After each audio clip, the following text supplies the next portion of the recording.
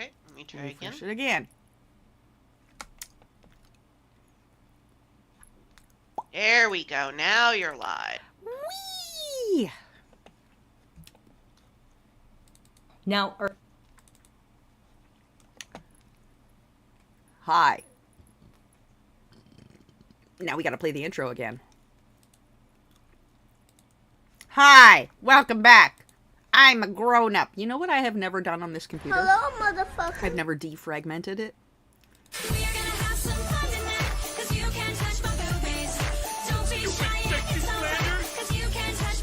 Probably should do that. I don't think I have ever did a disk cleanup or a, like, virus scan. Probably should. Maybe. Maybe one day. Okay, so the game I wanted you to boop was called... Oh. I'm going to buy that one anyway. Don't worry about it. It's called Critter Cafe. That's not the one! Ritual of Raven. I don't know if that's a co-op, though, so you got to check. But I really like the coloring. And Spirit of the Island. That one is a co-op. But it's got that not awesome art view. Like, it's not bad. It's just meh. Meh. Spirit of the Island. Critter Cafe. I'm already buying Critter Cafe because it's fucking cute. Ritual of Raven is the other one. I really like the art and the coloring on that one. It's very gay. Hi, Mac. Mwah. Hey, Mac. Seeds of Calamity. Ooh. Whoa. We gotta put them on the hanger.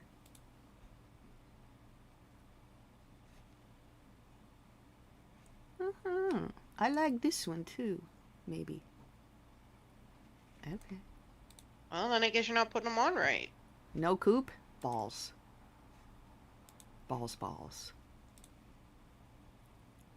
Balls. Oh, really? Critter Cafe. I have purchased and am installing it. Beep, boop, boop. Because it's stupid cute. Okay. Watch murder while we procreate on a farm, I Iowa guess. is said to be a very rural. Oh my gosh, I can't say rural. Rural? Fuck me sideways. Okay, well, I'm done. You know, this is it. Anyway, so Irville has a population of around 800 people. So it's like a small town, to say the least. Most of the people in this area, they make their living by farming or hog farming. And that is where Todd and Amy Christmas like Morris murder. Probably lived, dinner. Hold and on. also where they owned and operated their family farm. So the Mullis farm was on a large piece of property. Like, it was big, okay? It's not like the little farm you're thinking of. It was a Nothing big farm. says They Christmas had two like murder. large hog barns, tons of farming equipment, and spent majority of their time maintaining and operating the farm. I'll be This was back. Their, Dinner's how here. they made their livelihood. It's how I they love you, took bye. care of the I love you, bye. Amy Mullis, she was 38 in 2018. She was said to be bubbly and outgoing and just really fun to be around. She enjoyed, I think she enjoyed helping out around the farm. I mean, I'm pretty sure she did. And she loved being around people. That's what it was said. Todd was 43 at the time, and it was said that he was a very hard worker. He was a well-known, successful farmer in the area. He was a straight shooter type of guy. And then some neighbors would say that Todd had like a mean side to him. Another person said that he was scary. Todd and Amy were married in 2004, and by 2018 they had 3 young Mary, kids. whatever. So in November of 2018, Happy Todd, things Amy, and and their stuff. 13-year-old son Tristan were doing some work on the farm while the other two kids like stayed inside of the house. Todd and Tristan, they went to work in one of the hog barns, which was pretty large. It's about the size of like a football field in length.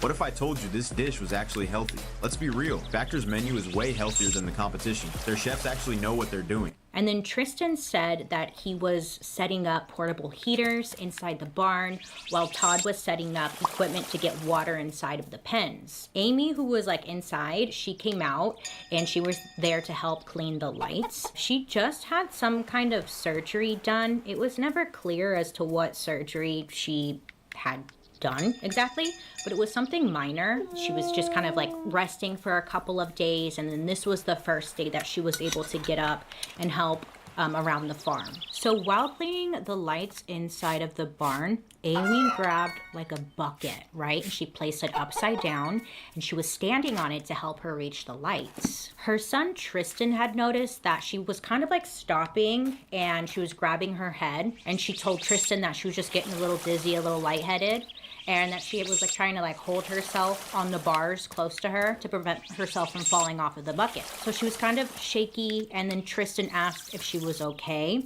and she told Tristan like, yeah, I'm fine, I just got a little dizzy. Todd also noticed that she seemed to be getting lightheaded and said that he really didn't think it was wise for her to stay out there and work because he didn't want her to get hurt. So Todd suggested that Amy should go inside the house and like get some rest. But Amy insisted that she was fine and it's not a big deal. She's good. So she continues to work. Todd asked Amy if she could grab a pet carrier out of the red shed and you'll know that was exactly how I about am. 30 yards or 27 meters away from the front of the barn where they were in. They had a bunch of cats and kittens on the farm, so they wanted to gather them all up and put them in the pet carrier.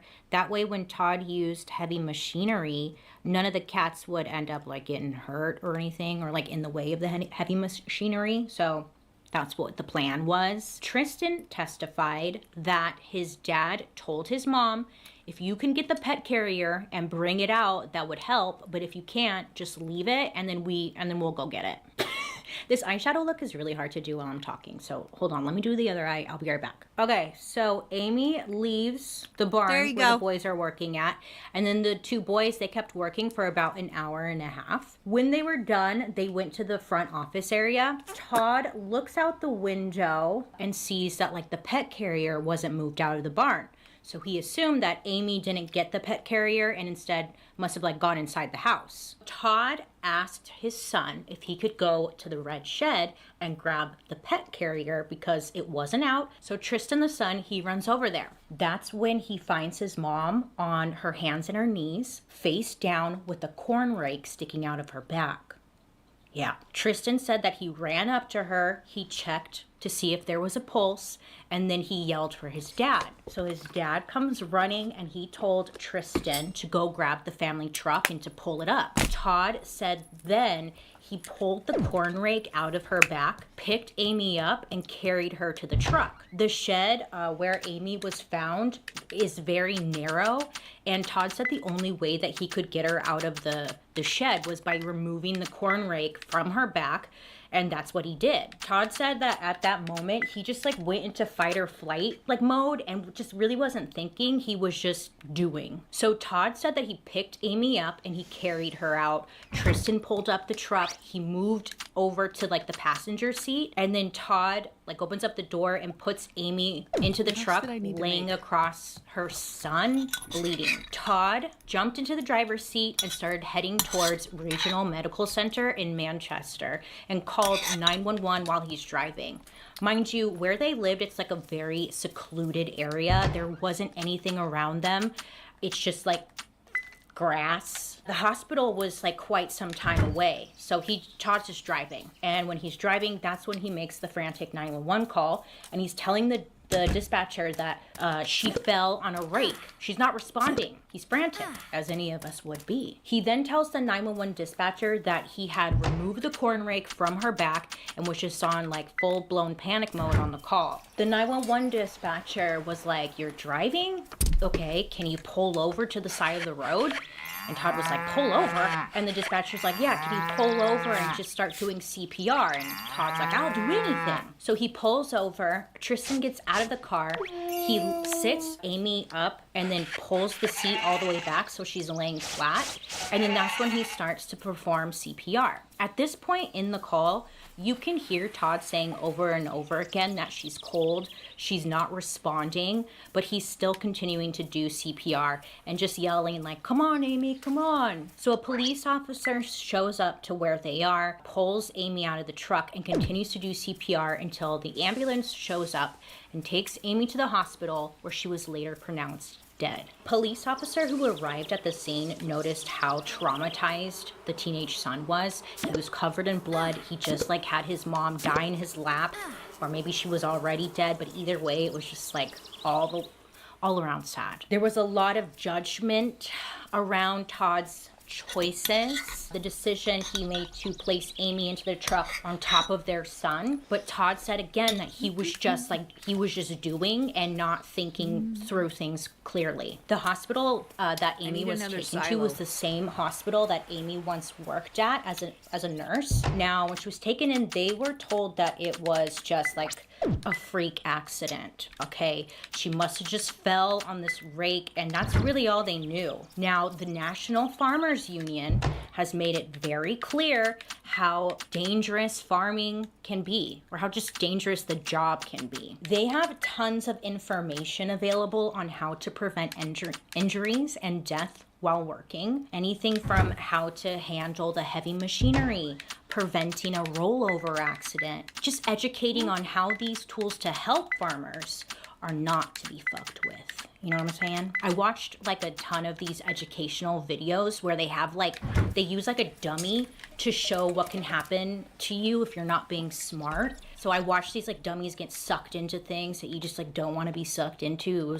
It was brutal. It was intense. I don't know why I watched so many of them, but I just was like, whoa. Anywho, in 2017, there were 416 farm workers who had died from a work-related injury. I couldn't find information, like newer numbers. The one I could find was 2017. So what I'm getting at is there's like a lot of freak accidents that do happen to farmers. I can have another pet. So the doctor has to make sure that Amy's injuries, they line up with this being an accident. So they do just that. And then they realize that her injuries did not seem to line up with accidentally falling on a corn rake. So the corn rake that Amy had fallen onto had 4 sharp prongs or teeth or claws. Whatever they are, the 4 of them, and they were sharp. It's not like a rake. Nay. Well, medical examiners found that Amy had 6 puncture wounds. Gorgeous horse. I want a gorgeous horse. 6 puncture wounds. Now, how does that make any damn sense?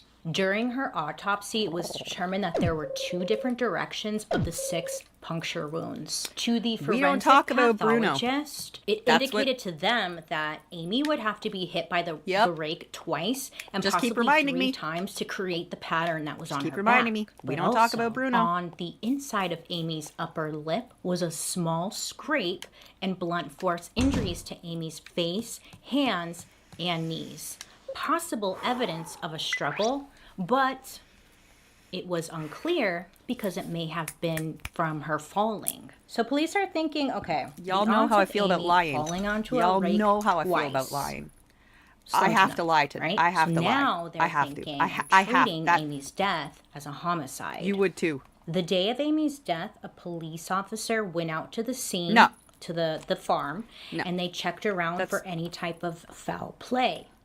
So inside of the red shed where Amy was found, there were a couple drops of blood on the floor where she was like laying at, but there was no other signs of blood or a struggle in the shed. Now, it's gonna make me sick again. It was a narrow and just tight area. If there was any type of struggle, it would be a little more clear to investigators or police. Like it would be more obvious. It's believed that if Amy was hit 2 to 3 times by this rake, there would be spots of blood on just like different places in the shed, on the suspect, or even on Amy herself, but there was none found. There was blood on Amy, but it was from her puncture wounds. So again, this was a small town, and the police force, they didn't investigate murders often, okay?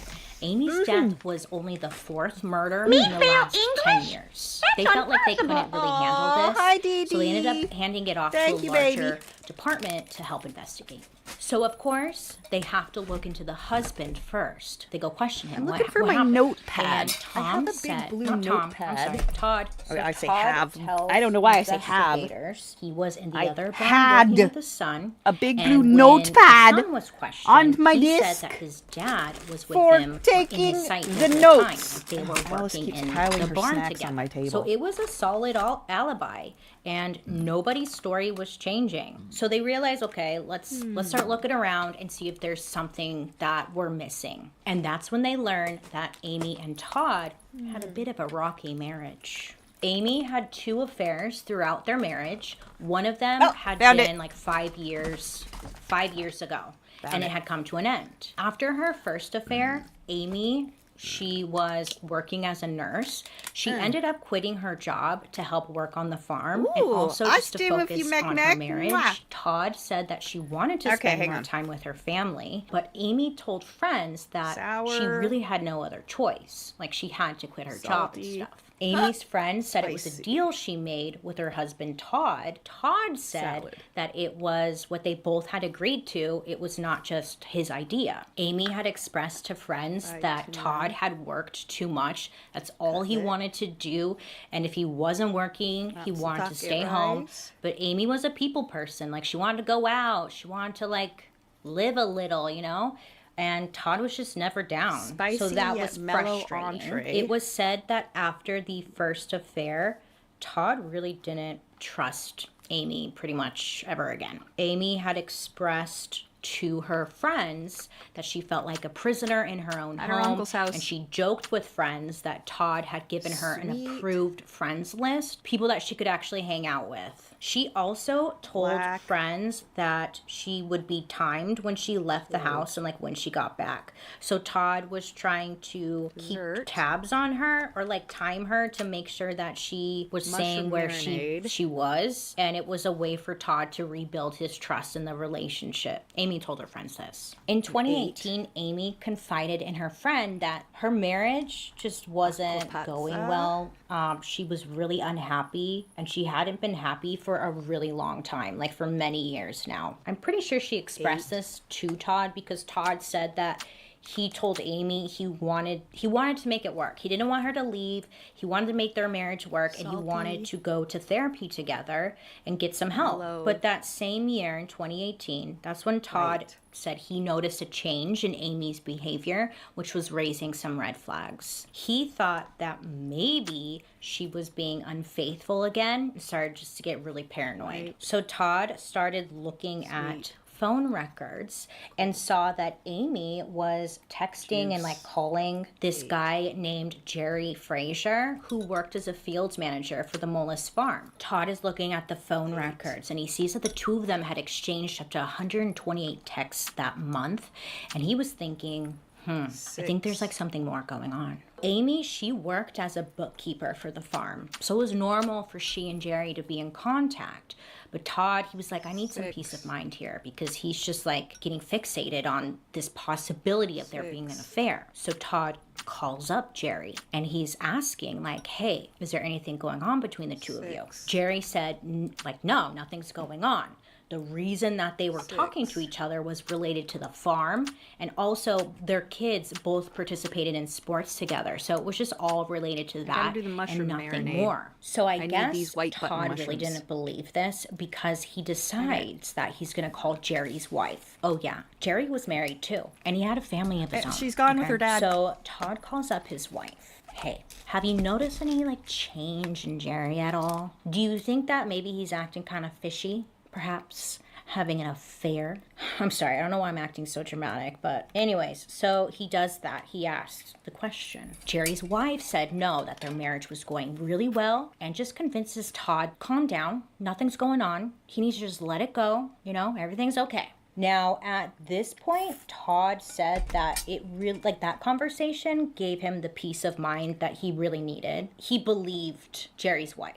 Todd texted or called Jerry and apologized for making the accusations and was gonna let it go. So he's like, I guess nothing's going on.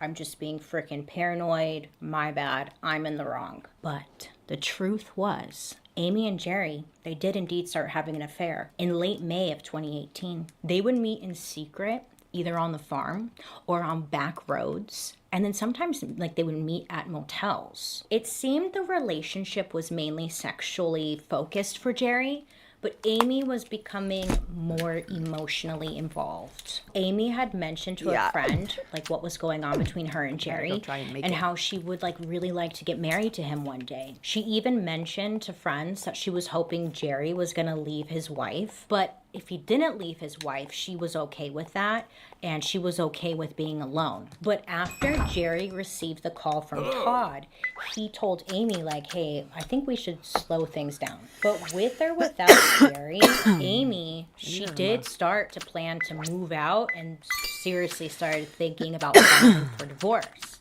Amy had already started putting furniture aside, so when she moved, she would have like a few items with her already. Now, if Amy did end up filing for divorce, she would have been entitled to a good amount of money, maybe even half of the farm, which could force Todd to lose everything, so possibly a motive. Poor Todd! So, like I've mentioned about Fucking 18 Todd. times, it was a small town.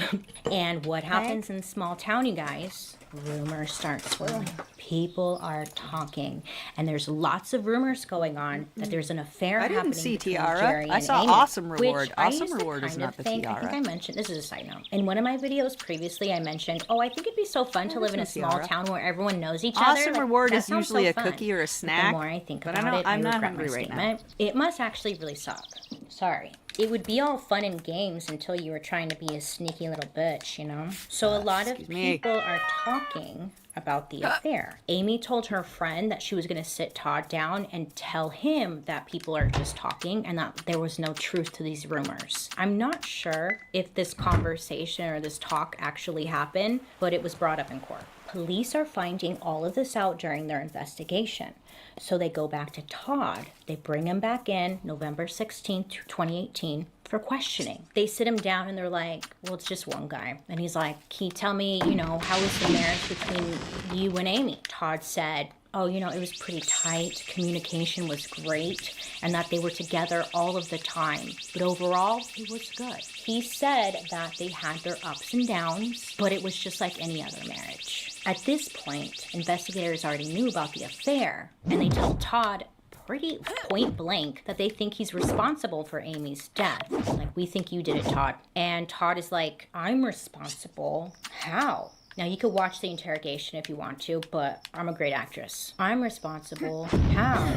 Like, he's just kind of quiet. This was a red flag for the guy doing the questioning because he thought, like, this response wasn't dramatic enough, I guess. They expected him to be like, what? Not me. You know, and they just thought it was a weird response. When they brought up the affair during questioning, Todd said that he was completely unaware of that anything was going on with his wife since the first affair that she had 5 years earlier. So the guy in the interrogation room, he's like, look, Todd, she was having an affair. You were upset. You didn't want to lose the farm. And then Todd's sitting there like shaking his head just like, no, I didn't know that. But the guy doing the questioning, he just wouldn't stop. And he was like, you were so mad about that and you felt betrayed. There was no way you were going to let her take all of that from you. Not cheating on you twice, taking your kids, taking your farm. That wasn't happening.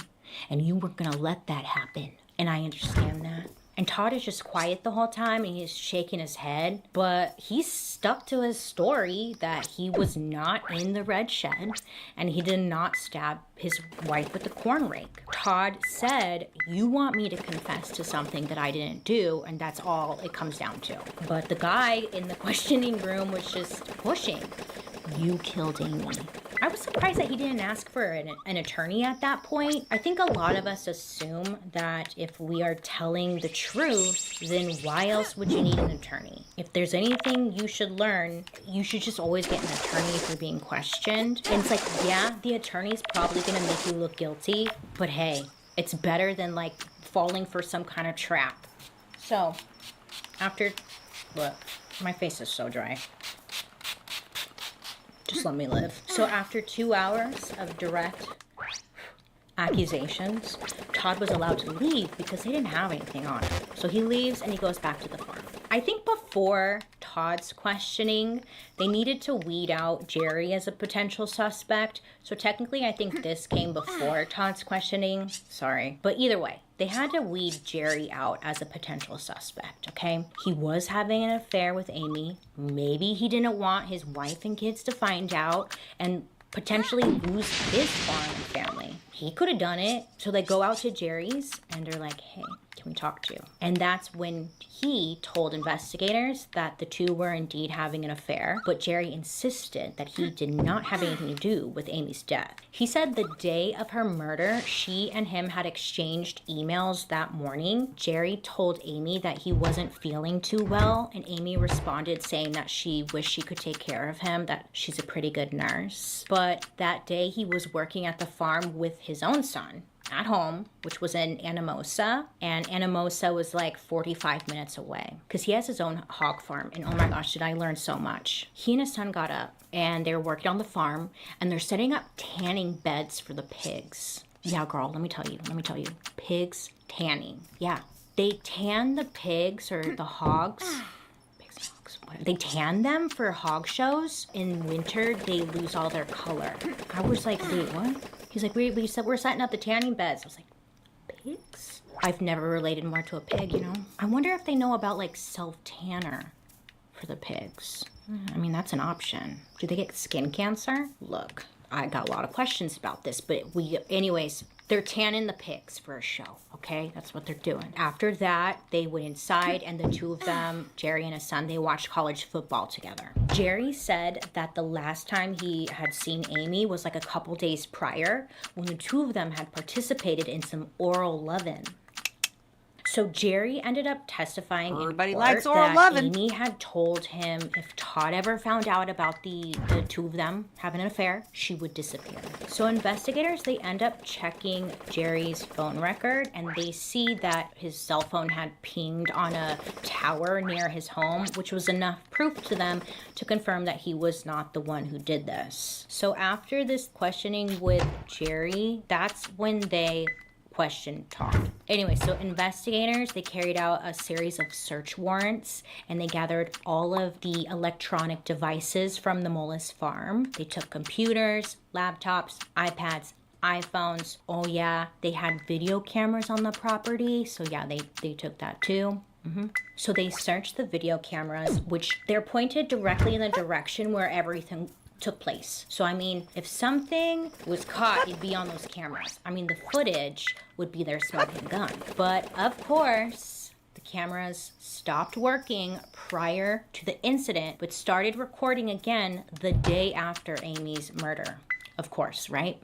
Of course. So again, when investigators find this, they're thinking, you know, well, this is proof that it's premeditated. Todd must have like turned off the cameras when he was planning to do this. They put in a request to get like all of the Google searches that were done on Todd's iPad. And what they found was all sorts of suspicious. They see that there were some very odd searches going on, okay, made on this Google. There were topics like, quote, what did the Aztecs do with cheating spouses? What did they do? I don't know. There was another search done that said, did ancient cultures kill adulterers?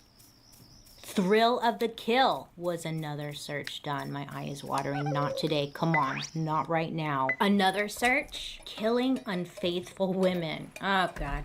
Another search. Once a cheater, always a cheater. And then a website titled 16 Facts About Cheating Women was visited. So it's not looking good for you, Todd. But just listen, okay? Because I know what you're thinking. Like, it's Todd. It's clear as day. It's Todd. But just listen. Just go on this journey. We haven't arrived yet. Okay?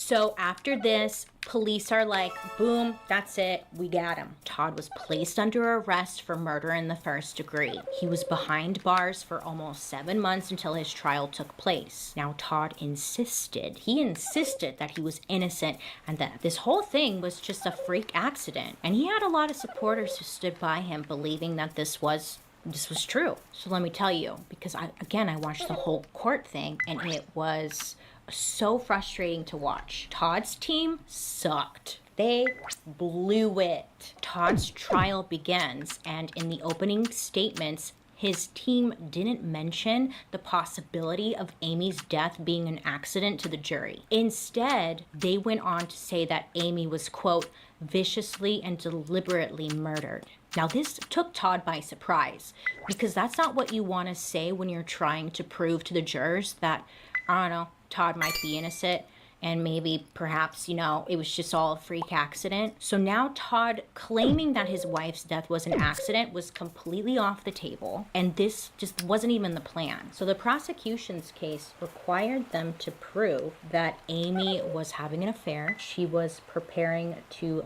leave Todd, that she was going to be taking the children with her and taking the farm.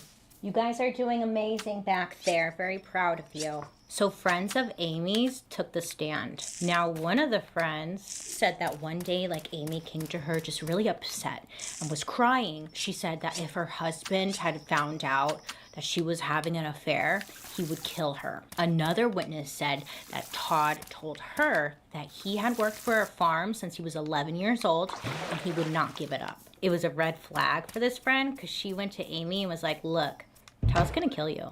And when they asked her, why would you tell Amy this? Why would you say that? And she said, Todd is just the person you don't want to mess with. And Todd and Amy's son, he ends up testifying for the court, which was Todd's solid alibi. But now he had changed his story, or his story had changed. Tristan said that he had left his dad alone at one point to get a drink of water. Now, originally saying he had gone for just a minute or two, and then in court when he's testifying, he said that he was unsure how long he was away from his dad. Now, remember, originally he said that his dad never left his sight. So that was a solid alibi. And now he's saying that, he had left for a period of time to get a drink of water. The prosecutors were like, this proves that Todd is the one who did it. As I was watching this, I had some questions arise that Tristan leaves to get a drink of water. And he said, maybe I was gone for a minute or two. Level I'm 8. not really There's sure. the mushroom Could marinade. Todd have gotten out of the barn he was working in over to the red barn where Amy was, which the hog barn was a football field length Sour, away. salty, so he would have spicy to salad. run that, kill Amy, run all the way back into the hog barn where he was Sour, before his spicy. son noticed. Sour. That's the question that really wasn't answered at all during the trial. And it was driving me freaking nuts. Mellow, how sour, was that mellow, possible without sour, the son salty, noticing? Meet the Ultimate I need Sports the Bra by shrimp and a SheFit, cuddle. a high-impact sports bra that will I don't know, because they never answered it. They never even tried to answer it. Todd thought it would be best to take the stand and tell his side of things, prove that he's innocent. So Todd takes the stand, which is ballsy. He tells the jury that he never left the hog barn, and again, his story never changed. Cross-examination happened. That's when they bring up Todd's questionable Google searches. They're asking hey, did you make these searches on the iPad and start listing them? And Todd says, no. Todd said that he was not the only one who used his iPad, that many different people in the family, they would use it from time to time. Now, another thing that they pointed out in court, but they didn't even focus on it. And again, I was like, I'm not understanding why nobody's bringing this up. Because on the iPad, there were lots of searches made. There were searches found for wedding dresses. There were searches made for Zales, the jewelry store, and then also there were Pinterest searches made. Yes! And they asked Todd, do you know what that's the Pinterest is? salad. He has no idea. He has no idea what the hell that is. The prosecutors, they again look at Spicy, these Google mellow searches. This is entree. his iPad. He made these searches. But why I would need Todd a be tuna. searching for wedding And I gotta make dresses toast. if he was the only one using the iPad? Again, it was another question that was never answered. Yeah, those Google searches are They don't look good. So then they ask Todd, why did the video camera stop recording? Isn't that a little weird? Todd said that they had many cats and kittens on the farm, and where the camera equipment was, there was also a heater right next to it. In the colder months, the cats like to climb up or jump up onto the heater, and they lay on it to get some warmth. He believed they must have knocked the equipment all down and which took the camera system completely off. Todd said the day after Amy's death, a family member mentioned to Todd, maybe your camera's caught something. Why don't you check your cameras out? And he went to go check it out, and that's when he saw everything was offline and it wasn't recording. So he put it all back together, plugged it all back in, and got it back up and running the next day. So that's why the camera started recording literally the next day. I mean, his answers sounded pretty legit. I'm sorry.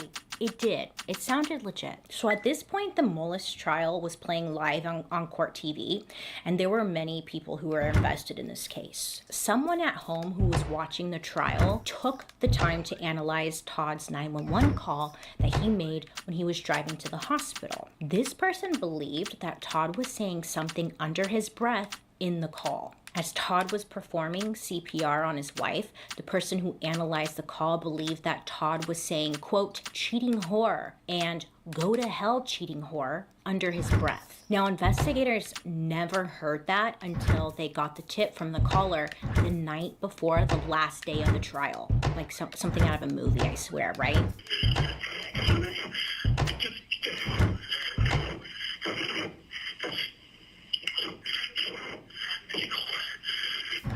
Did you just hear that whisper at the end of that? Yes. And what did you whisper?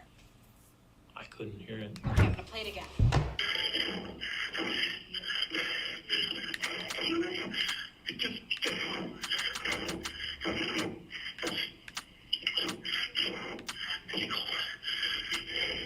Todd, do you whisper cheating whore right there? No.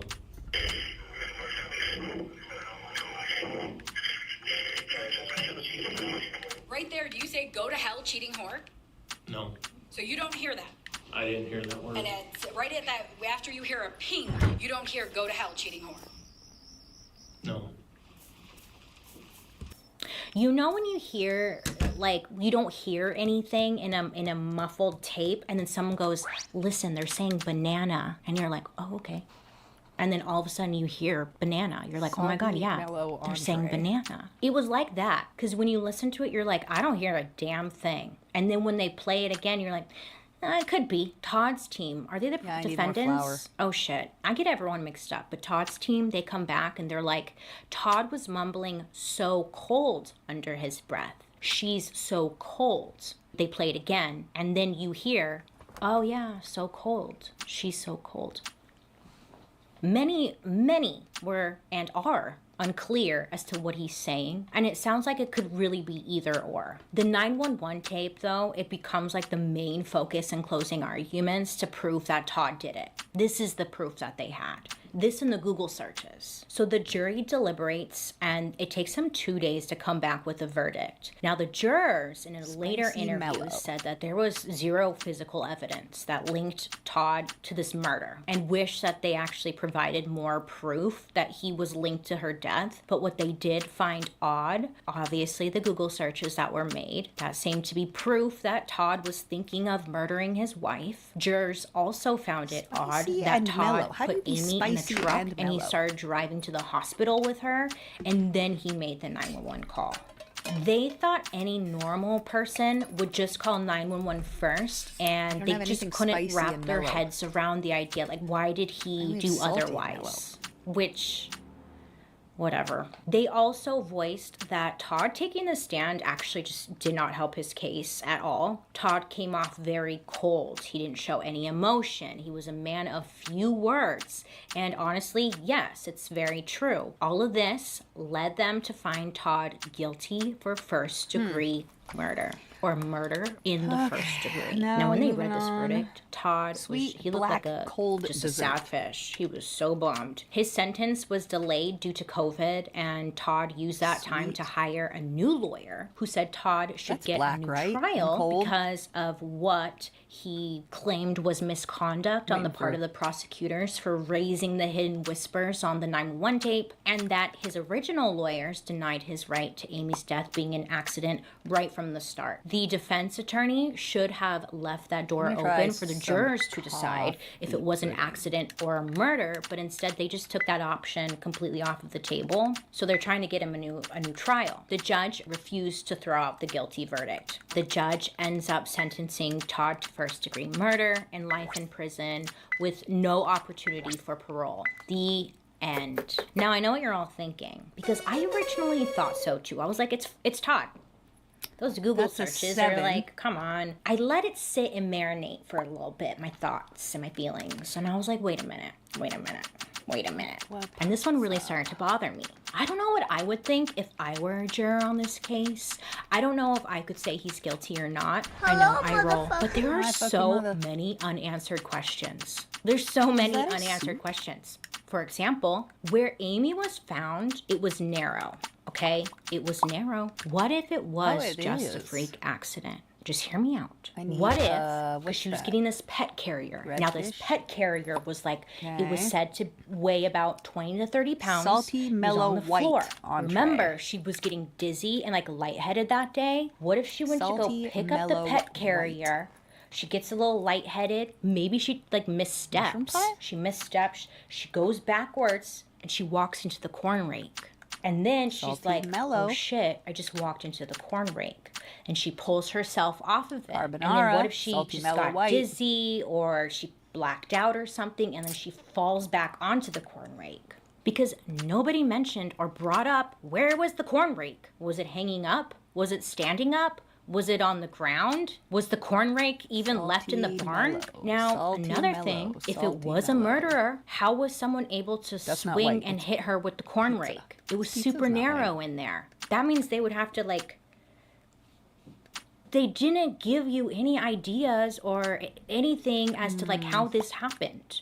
3 reasons Tempura, why maybe? the Daily, our all-in-one super supplement, is the best. Also, nobody presented an idea how Todd would have been able to make it all the way across the farm, kill Amy, get all the way back Salty, before their mellow, son white. would have noticed. How the heck did that happen? And wouldn't the son wouldn't he have noticed I that gotta make Todd that was anyway. I I gotta don't get a know, tuna. sweaty or like out Maybe of the breath mushroom because pie. he just ran a ton? Because he couldn't have walked if his son was gonna try gone the for even carbonara. just a few minutes to get water. Can you run a whole White, sweet, football cold field and back in juice. just a few minutes? White Can and you? sweet. The Google searches I are have like coconut.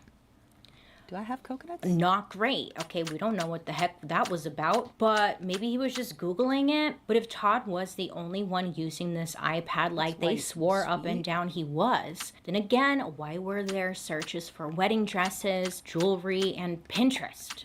If Amy was paranoid that something was going to coconuts? happen to her, if like Todd found out she was having an Coconuts affair, and- maybe she was Googling what could happen to her. Maybe she's Googling like signs of women cheating so she knew like Hi, what Javi. not to do. And I'm not trying to blame her here. I'm it's just only a trying to 5. like I need to look add at grapes all to the it. options because they were not talked about, mentioned, presented in court at all. It's just weird. And there's too many unanswered questions.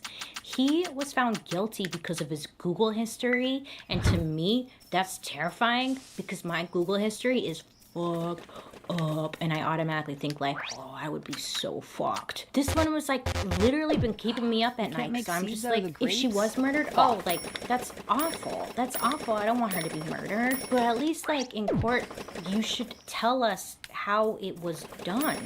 Does anyone else think that's fucked up, or am I literally just playing devil's advocate here? You could tell me if I'm being wrong, if I'm wrong. Anyway, so I know there's gonna be some pigs out here in the comment section, probably just got out of their tanning beds, saying like she deserved it and she was less than because she was having an affair or something. And let me just make it clear, nobody deserves to die for having an affair.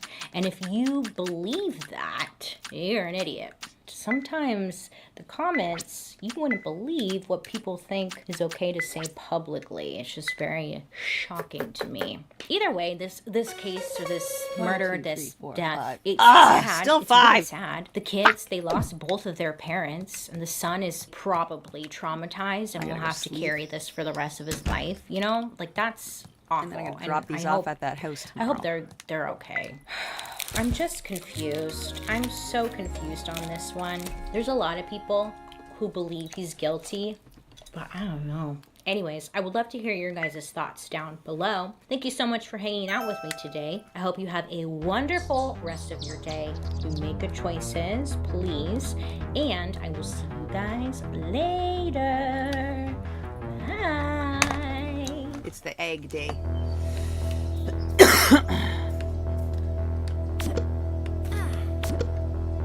Yes. I had one of those nights where you're mostly having a good time with your friends, and then maybe when alcohol gets involved, it's kind of like, two people start getting into little petty fights over absolutely nothing because somebody drank too much and it's just being annoying, you know? And it's like, no matter how much you love and respect your friends, sometimes it's inevitable that little conflicts will come up, you know? And sometimes tensions can just kind of build and boil up in unexpected and weird ways. I mean, worst case scenario, a night of bickering can ruin an evening and lead to like some tension afterwards. Or maybe like, you know, you and your former friends just part ways. But most of the time, these petty arguments aren't matters of like life and death. But according to like some people close to this case, what started as like one of those petty little fights is what led directly to the murder of Jalea Davis. Have you heard about this one? Yeah. Around about 6 p.m. on Friday, November 18th, 2011, Toby Davis says goodbye to her 20-year-old sister, Jalea. Jalea was going out for the night with some friends, and Toby was staying home. Jalea, Toby, her sister, and their mother, Kim, they all lived in Marietta, Ohio. And it was said that this was like a very small Midwestern city, like the sort of place that, you know, it's just small. It like has a couple of school districts, a community college. They have their own water park, and they draw in tourists with like the promise of hiking, yay, river tours, and like biking trails. But if you head just like a little outside of the city limits, or like cross the Ohio River into West Virginia, then you'll find yourself in like one of those small towns. Like if you blink, you'll miss it. For example, there's a small town called Williamstown, and it had like 3,000 people living there. And Williamstown, it just like sat just on the other side of the Ohio/West Virginia border. It's the kind of community where like people stay in touch with their third grade best friends well into adulthood. And everyone just like knows everyone. You get it? Do you? I don't know. Everybody Like, I've knows never been in a everybody. small town like that where everyone knows your business. Everybody In my mind, I always calls think you it would be like a lot of fun. But then everyone tells you it's awful because everyone knows your business. But it sounds kind of fun. Take Jalea off and your her shoes, sister come Toby, they were on super in. close. I mean, they were only like 18 months apart in age. I don't know so what they that- talked all the I time. think I know the rest of the was lyrics said to that song, but I don't know what Jalea song it wasn't is. super outgoing. She had a reputation for being more. I also on the don't know who quiet sings side, it. But like when she But I'm pretty opened sure it's up called and We're From stuff, the Country and We overall, Like she It was That very Way. well liked. Her mother, Kim, said that Jalea was like super sweet, just a really nice girl, and like her I don't know. agreed that like I only everyone retain loved her, weird and shit. met her and you just loved her. Okay. This time in her life, she was working at the retail store Hollister. You know, you remember. Is Hollister still around? It is, right? But remember Hollister back in the day? It was so dark, and the music was blasting, and the perfume, and you were like, that's how they got you to buy stuff. You couldn't even see what you were buying. You're like, are these? Sure, I'll buy it. What a mess of a store. Anyway, she was working at Hollister. Long term, though, it said that she wanted to go into cosmetology. On November 18th, Jalea, she was gonna go out to a party with one of her like newer friends. Her name was Kristen. Stick this so flour their in friendship there and it was try kinda to new. make They just started hanging that out like the summer carbonara. before. See if So it Jalea goes over to Kristen's house that makes a evening difference. because they're gonna go out, right? And I guess this evening when she gets there, they bake some cookies together, and then they get ready to go out for the Was he party. trying to make? And you know, when you go over to your friend's house, you guys get ready. You're like, oh my god, I'm gonna wear purple Entree. eyeshadow. What are you gonna do, smoky eye, love? So the party was at this guy's house. His name What do was you think? Kristen. Kristen knew this guy Brian, but Salty, Jalea, she mellow, had never white. met him before. But you know, she was down for whatever, like down to go to the party. All right. So around 9:30 I'm gonna try p.m., this. they're ready, and they head out to this guy Brian's house. And this is when Jalea pulls out her phone and she texts her mom. She just texts her mom, like checking in, like, hey mom, you know, just going out. And her mom texts her back 1, 2, saying, 3, like, 4, be good 5. and don't be angry. So Jalea, she continues texting her mother and sister for the rest of the night. need it to be a but there was like 6. nothing out of the ordinary in the text messages. I mean, to all appearances, she just was fine and having a good time. So Jalea and Kristen stay at the party literally just for a few minutes, and then they No, I leave. need it to They be head an over to 8. like a local fast food joint to pick up their friend Katie, who needed a ride. So they go out, they pick her Salty, up, mellow, bring her entree. back to the party, the three of them. So they also meet up with another friend. His name is Salty, Freddie. mellow. He's like a friend of Jalea's, and he also knows the party's host, that Brian guy. I'm not exactly sure like when he meets up with the rest of the gang, but what we do know was that for a decent chunk of the night, it was Jalea, Kristen, Freddie, and Katie all hanging together, like the four of them. So they stay at Brian's house until about 12:30 in the morning, and then Jalea, Kristen, Katie, and Freddie. No, I wanted they leave toppings! To go to Ah! a bar called Nip and No Q. toppings 1, 2, for 3, you. 4, 5, So 6. the Yeah, core whatever. It four, still made they a 6 stay anyway. at Nip and Q until closing time, which is like 3 a.m. When the bar closes, somebody, we don't know who, it's assumed that it's Freddie, drives Jalea back to Brian's house so she could pick up her car, which when I was like reading this, I'm like, this sounds like a terrible idea. It sounds like Spicy- they've been drinking all spicy night. Like, mellow they should not be entree. driving, right? But he drives her back to Spicy Brian's mellow house. And it's a entree. little unclear what happens Spicy next. mellow, But at spicy 3:28 a.m., Jalea, she calls her sister Toby and tells her or asks her, like, I need a ride home. Hellos. Now, accounts Spicy vary, mellow.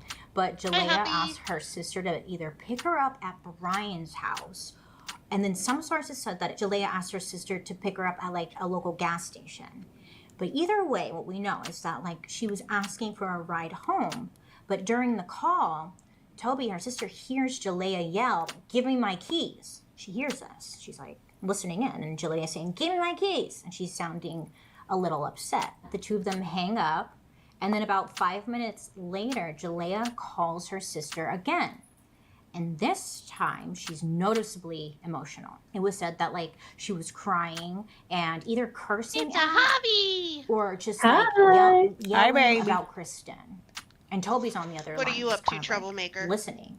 But Jalea's Which begging one? Toby to hurry, You, please pick her up. clearly. And then also I know changes that. her Okra That was salad, always up to location. shit. She okra asked her curry and to add the now yogurt. pick her up Oh, shit. at a This rest one's so stop in Williamstown, that like small town of 3,000 people I mentioned earlier. Yeah, so she's like, I gotta go grab a "Can you red pick me up pepper. here." See Toby's if that's asking the her answer. sister, like, what is going on? Like, what's going on? I'm What's happening? prostitute. And Jalea says, I'm like, I'll tell prepping you for when you get cross there. stitching. And they hang up. I'm Then Toby braiding gets a floss. third call a little later on, but this call she does. said she's she does masturbating. pick up. It's been speculated that the She's call came masturbating. through while Toby was on the line I'm with Kristen, because she braiding has Kristen's floss. number, so she calls Masturbating, her up, and see? Kristen is like giving her directions to where Jalea You're was. Either saying way, what, Toby I don't know drives to what- the pickup what that location, is. and when she gets Playing there, with she herself. doesn't see Braided hair? Jalea anywhere. Touching so she Yeah. calls more her. butt. She's not getting an answer. So I'm so taking she, the Toby floss, ends up the calling thread Kristen, that you cross and she's stitch with, asking, and you I'm know, braiding it so that what's it going doesn't on, get trying to tangled figure up. out Oh, braiding. where the hell is Jalea? Okay, All my Kristen brain says is that does she this and her weird friends thing where I dropped hear Jalea off stuff at and that gas it doesn't station, process it. I and don't they understand left. the And it's word. unclear Now I why they took her here understood. rather than to her car. Yeah. I think Yeah. it's because she was Braiding, I'm probably braiding drunk the and they didn't floss want so her that to it drive. doesn't So get they didn't tangled want to up drop her off with in her car. when but I'm, because I that's just just, got like, a new holder speculation. for Christmas from nobody really knows. wonderful but husband. Kristen also notes that nobody wanted Jalea to drive herself home given how much she had been drinking. So she tells prepping- Toby like she I hadn't will seen show that Jalea shit off. since I'm they dropped prepping her the off. plot You know, like for that's all she knows. a According to stitch Toby, off, so Jalea's I gotta mother, Kim, work Toby on the ends plot up to get driving it all around ready. Williamstown for a while, just trying to like maybe she could spot where her sister's at, you know? So she's driving around, and it's been roughly about 1 hour since she last spoke to Jalea. And now I wanna see the Jalea is pattern. not Which- picking up which, any of the stitch calls out? that her sister was making. Now this is when her sister is getting that, I'm you know, doing that a lot of feeling, stitch something ain't alongs right, this year something here. ain't right, you know? So she's just driving around looking. I have So while problems, she's okay? driving There around, have been- she gets there on the have been freeway. lots. and Not a comes across problem. horrible It's car a accident. solution. When she gets closer, she can Okay. actually Yeah. see it's her Of sister course, Jalea it's mental health. lying in the street. So Toby Yeah. obviously like pulls over. She's like freaking out for I'll good DM it reason, to you. and I'll she DM tries to run over the Yes. median to get to in a Jalea, minute. but a paramedic intercepts her because there were This year already I'm first joining responders at the scene. Casa She can see TV, Jalea, and she could see that some of her hair is like Diamond Painting standing in the Along. wind. You're doing the but diamond paint rest along. I'm is doing that matted one as black. well. And it Yeah. seemed that the top Ooh, part of her nice. head appeared to Yeah. be I wanna- missing. Okay. Later, I'm gonna Toby send you and the one that I'm Kim making. would learn that a truck driver Have to order actually it. I haven't reported ordered it. seeing a body at the I side need of the the money. road at 4:38 a.m., about an hour after Toby and Jalea's last phone conversation. But for now, Toby is just like overwhelmed by the sight of her sister's body just out in the street, and I This guess at one some point is so she ends pretty. up collapsing. Poor thing. At some point after this, she comes to, and then she ends up calling Kristen. Oh, that one once. is so pretty. Now, this I time like she the is demanding to turtle. know, like, what happened to Jalea, sea and turtle. what And do it's you know? in the You know, stained glass. Kristen tells her the same story. She said Mhm. before. Hold on. She said she doesn't know Yeah. what happened after they dropped Jalea off at the gas station, because they dropped her off. Then the gang all left. And that's all she knew. Then Toby has to make that awful phone call to her mother and inform her that Jalea is dead. Jeez, it just Okay. it happened so quickly. So I'll show right? you Like, some of she my was braided just talking floss to her that I have mom, done and for none of it another was kit, making any which sense. is this Toby has to stitch Oh, make it's a so phone many. call. She's telling her mom like Oh, yeah. she's dead, There's, like, she's dead, and just so many hysterical. colors. What's the size on that? As anyone would be. But What is like, the size on reaction it? doesn't really convey like Yeah. the gruesomeness of the scene or the state of Jalea's body. When it Well, was It's so many discovered. details. She thought The just like Ada her that I head got was for missing, but that is Jalea had been 21 by 30 decapitated. at Her 18 right count. breast was missing. Her leg was broken. Inches. And not just like Wait, fractured Yes, inches. or like a Oh. minor break. Her leg had been I know. snapped in half. On Oh top of that, man, she was also missing her shoe. There's a squirrel in the house again. And she was nude. And then from I'm doing the this waist one. Hold up. on. Her bra, shirt, it's lots pretty of and a though. white I like it. peacoat. But it's They so were pretty. hanging on a nearby guardrail, like Well, not that one I too don't far plan from to her have head. done Now that part, like, completely everyone by the end was of the confused year. because It's it's a not stitch along, and clear you need what to complete happened. at least one of the Her clothes seemed to 6 be pages. hanging there. Her shoes missing. Um, They were never found. Like, Oh, I love the cat. where did those go, you know? So police are another obviously one. at the scene, and that's when And they then- detect that Jalea's brain matter was Yeah. on the guardrail. And then near the other Oh, I like one that. her I'm clothes, doing. there was like a huge pool Well, of blood. Hold up. And How many also colors is the cat? acceleration marks on How the many street, colors like is the car had cat? peeled Yes. out maybe after hitting her. Because that As far background as or like mine? her car or a car Yeah, in it's general a bit. was completely it's a- missing from the scene. Right. Is it? Confused. Yeah. Investigators I see it. end up locating Jalea's car a quarter of a mile from the scene. Nope. Not Just the that. background is at Huh? least Yeah, 6, and when they find 7. her car, listen, it was actually still more. running. It I had would say the it's headlights at least on, 10 colors, just the and background. the car was Hold on. locked Hold from on. the inside. Hold on. Lost It tracker. was clear to investigators that so the car had been in an so the accident number because of the whole passenger colors, side of the vehicle was pretty banged up, and like there was a flat tire and stuff, as if it It's ran 80 into colors. the guardrail and like kind of like Holy. it just scraped it Okay. all up. Yeah. Okay, so crazy. the right front the number of passenger stitches window on is that broken, is and there almost are 120,000. fractures. There's a big fracture like in the on the 1,000. windshield, Alright. in the windshield. 1,019,700 But there stitches. are no visible and then the pools other or, like, one, the skull splatters of one, blood in the car. That one like at all. is. It was all on the outside. 87 colors. Understandably, Jalea's family And is that one is devastated, not just 88,000 by stitches. her death, but by the gruesomeness of Now it I and understand all why of, you're like, the saying you unanswered have a problem. questions. I mean, all they wanted to know was like, what the hell happened?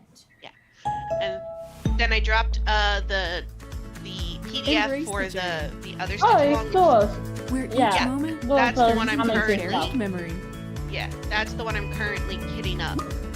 That I'm currently braiding the floss for.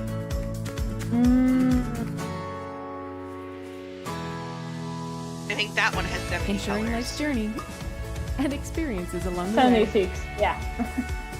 AAA. It's cute We're though. always with you. None of it was adding up or making Mom. sense. So over the course of the next few days, the police approach all of Julia's friends from the party and also the bar, and they start to like piece together how her night went. Kristen said that she and Julia had an alcohol I'm doing. fueled evening. They did shots at It's on Ryan's post though. party. It's on the website. And Kristen said that Julia consumed a ton This of alert alcohol, like a sign whole from bottle Duo of vodka, also? which would be like the equivalent of Are you doing 16 another- shots. are And you she doing did the this stitch along for before Duo they headed to this year? Nip and Q. No, That's no. according to Kristen. It's However, one like that from like testimony has been 2023, disputed 2022. because given Okay. Julia's height and weight, if I she have did it. drink a whole bottle Hold of on. vodka in 3 hours, she should have had a blood alcohol level of 0.68, and 0.68 would be like life-threatening. You know, Julia would have been unconscious if she did drink that much. So Kristen's account was just kind of, it was like, okay, sure. Instead, her autopsy showed a It's blood in- alcohol it's in my level wave of file, like though. 0.19, which Okay, is hold still on, like and then quite I'll show high. you the diamond 0.19 painting that is I'm more than double the legal doing. limit to drive in West Virginia. I mean, it's enough to be charged with an aggravated DUI if you got pulled Which over. I'm so excited But for. it's considerably lower than like the 0.68 that she would have had based on Kristen's testimony, you know? Several witnesses at the party and That's at the the one bar that I'm said that doing. Julia actually seemed fairly sober. Like she wasn't slurring her Oh, words, Diamond she Arc, wasn't that's stumbling, she wasn't like fancy. a mess. But then Oh, there were others who wow. told a very That's different so story. weird. With this whole case, it's like everyone who Oh, came it's on my forward right. had a Okay, it different makes version. sense now. It was like it just was confusing. I was, Others was came it, forward what is in and the described tub? What Julia as it does no wasted. motion. She's So not in the everyone tub, is she's in a confused here because of the cauldron. conflicting Yeah, yeah, yeah. statements, No, right? I have Kristen the also image. reported that when she Really? and Julia got to Yeah, Nip and that's Q, that's they ended part up of running the. into Oh, another one of she's their in a friends. cauldron. She's a named witch, Chris. and she's Now taking. follow me She's on a this witch one. mermaid. So She's this guy taking a Chris, bath. Oh, he the was Soul Air Keith's Project. Okay, ex-boyfriend. okay. Yeah. Remember, part of the core 4 Yeah, that one. ex-boyfriend. And according to this Chris guy, they still had some like lingering feelings. There for was a each other. squirrel in the But at house. The bar, yes, Julia had like gone. Oh, up to it was Chris literally- and I got distracted. There was a squirrel in the house. and because of this, Not it was surprised. creating some tension. She came with for the snacks.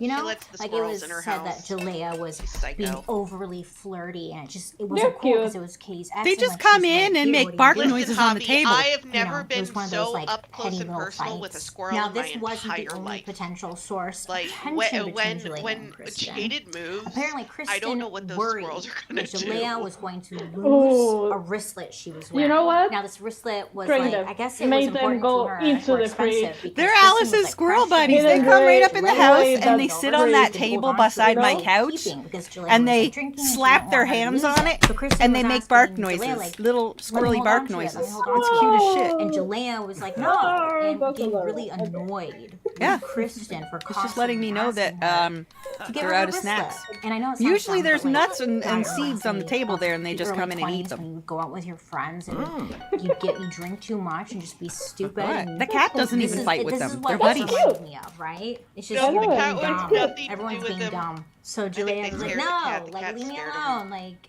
get off my back. And Like it's she'll chase them causing around a little tension. bit, but the Everyone's squirrels getting a like little it and they annoyed chase here. her back So and they Julia like was kind it's of not getting a annoyed with this whole wristlet there's no situation. rabbis or anything happening. But of course, like at some point during the night, the Okay, I already wristlet talked did to all in these fact go bitches. missing. Let's and do this! Julia seemed to blame Kristen for it. Like it was just a whole mess. So Kristen and Julia seemed like they were, you know, squabbling. It was severe enough that the bar's owner, security team, and even the DJ, they all later would tell the police that they noticed them two kind of bickering and having a little. You know, everyone noticed wanna it. team so up with when you. it was time to leave the bar, that's when Kristen gonna tells kick your everyone fucking ass on my Julia own. is in no shape to drive. She's been drinking a lot. They didn't want to drop her off at her car because she would probably drive, and they didn't want her to.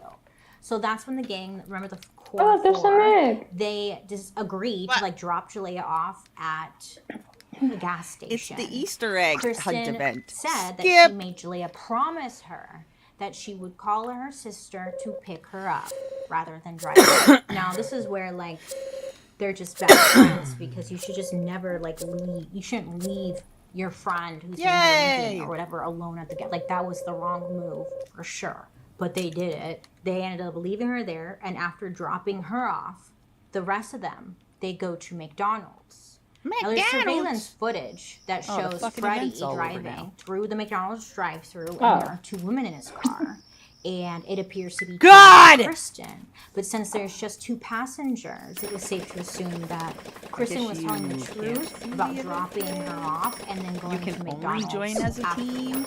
That's Taxes rectum. is feeling unwelcome. That's horse rectum. Taxes is an open door to new TurboTax Or stores. cow, Meet even. our experts. They do your taxes, so you can walk out.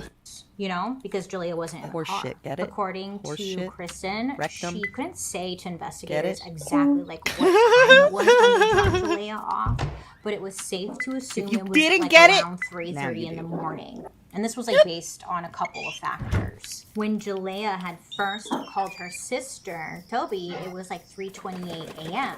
And on this call, remember, Toby had heard her sister say, "Give me my keys." When police asked Kristen about Jalea's death, they're like, "What do you think happened?" Kristen speculated that Jalea must have tried to drive herself home when they dropped her off. She Okay, I said need the that other her honey. friend Jalea must have like Do been you need driving, the other lost honey, control of her I made vehicle, honey. and like hit the guardrail.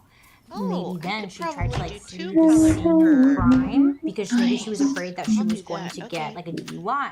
Say what? Because she was wearing dark clothing and the streets Okay. that she was on was not well lit. So a passing driver must fine have to like me. been able to see her and struck her on accident. Now, to be clear, Ah, okay, so good. this account does not like match the evidence at the scene.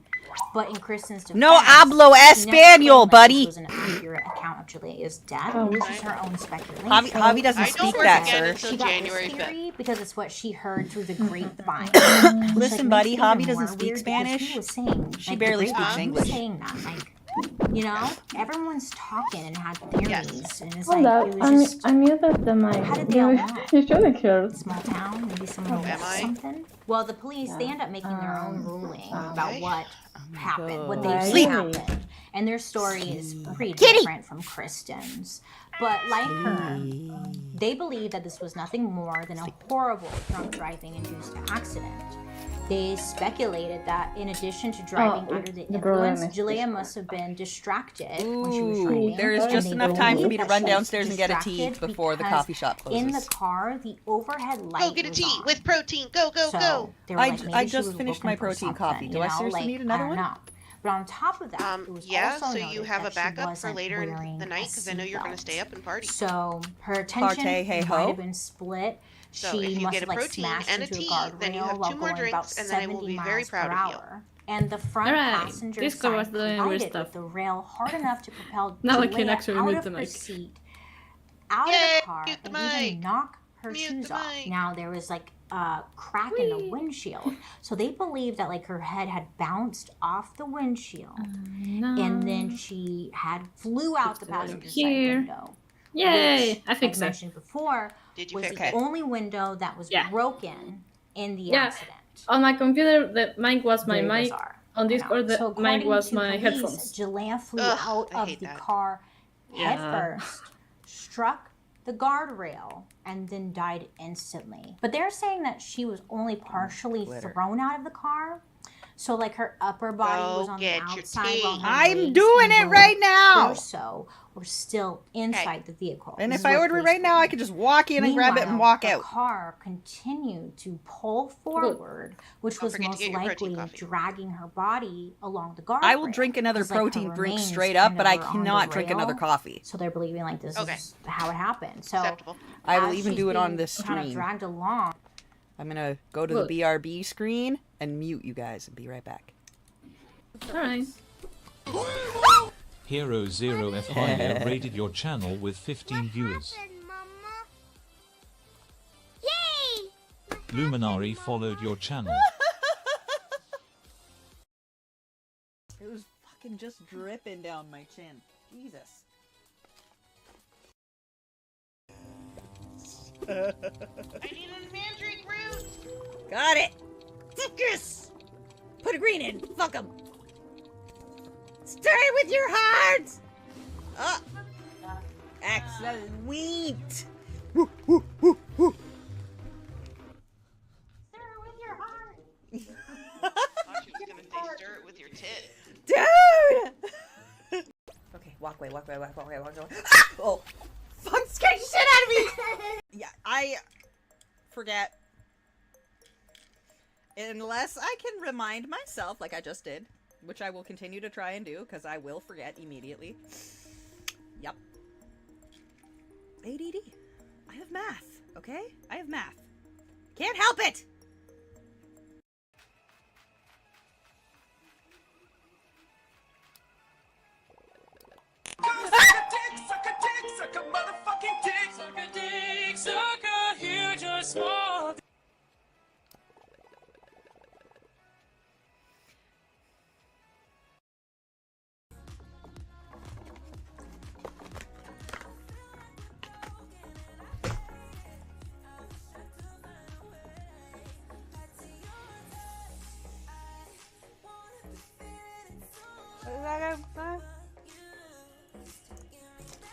Ugh, fuck.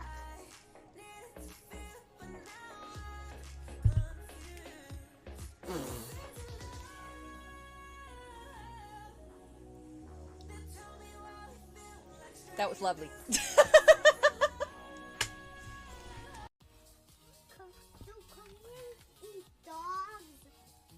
I feel a little Yes? very Question crummy mark? today. At least half, usually quarter them. Stuff it up its turkey hole. Straight up in there. Cram it in its turkey hole. And then roast it. Or air fry it. Or spatchcock it. Or whatever. Whatever tickles your fancy. You stuff it in the whole hole? Bruh. I half it. I half it just because I want all the flavors to come out, because otherwise they stay raw inside. And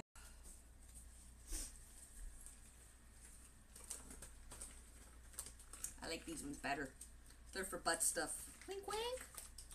Why do you keep them in the kitchen? Because that's where you do butt stuff. Duh. The hell? How else are you gonna wash up? I mean, you can do it in the bathroom, but there's no oil in the bathroom. What's wrong with you? That's right. You're the problem. I'm totally normal. Keep getting. Oh, it's a very nice Cat, you're an absolute dickhead. Who buys an Alice a white accessory? Cat does. Cat does. Cat, you ass. I know you're gonna be watching this later or possibly right now. Cat, you ass. White. White, girl. White. How do you always sounded like this and I didn't know until just fucking now? Ah, Elizabeth, sing to me so I can do things. I mean, what? I'm not jacking off to your voice. What? What? I would always, never do it on a Tuesday. It would have to be a Thursday at least. Whatever, my gorgeous wife, I love you. But Elsa, Wait. like, okay, listen, I feel like Elizabeth is hecka sus. Wait. Whatever. Told you, Elizabeth is hecka sus. And then I killed her. I didn't even get to kill anybody. I told you she was sus, and I killed her. I still don't understand my role.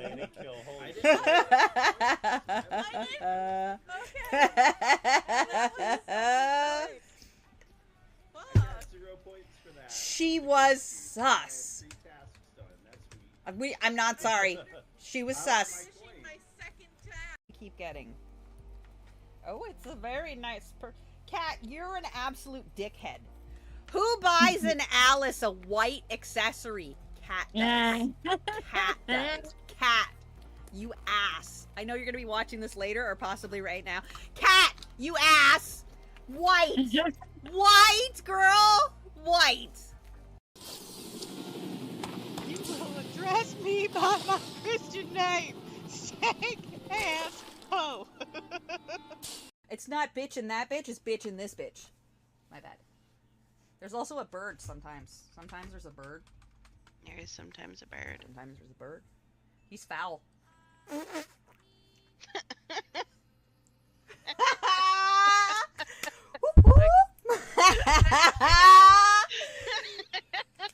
Thank you. I'm here all week.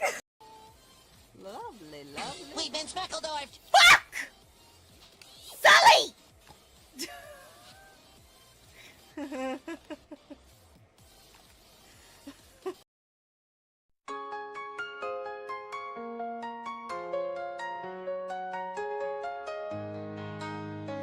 Alice plays with toys today.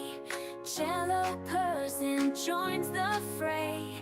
Little cat makes life so bright. Toys and games till late at night. Auntie Elsa Beth comes by. Arsenic brings her sweetest pie. Family gathers round so tight. Laugh and play till morning light. Alice and her world so fine. Toys and games, they shine. Jello purrs, it's all a dream. Life with love, a happy theme. Mom and Alice start their games. Beat the levels, know the names. Video games, a cool escape. Bonding time, no need to wait.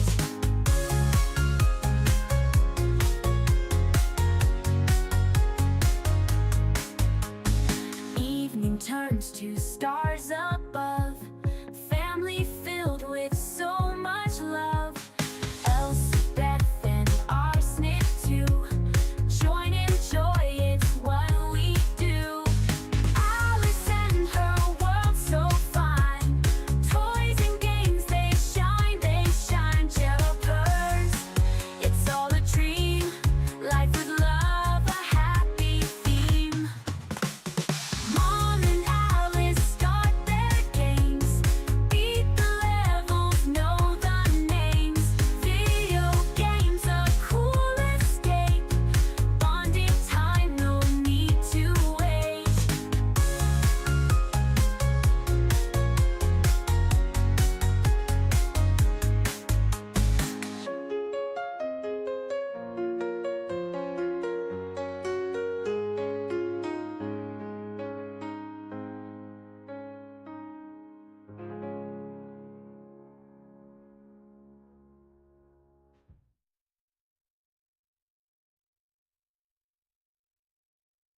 Oh yeah. Come inside my world. It's a party, alright! Uni 1. Arsenic Gummy Bear cheered 1 bits. Grabs the chair arms like that's gonna save anything. Wicked. +4. I don't hold grudges. It's okay. Yeah, little Wicked. sad Wicked needs to in my keep her heart cards. space. We're trying to get. Oh fuck. Oh. I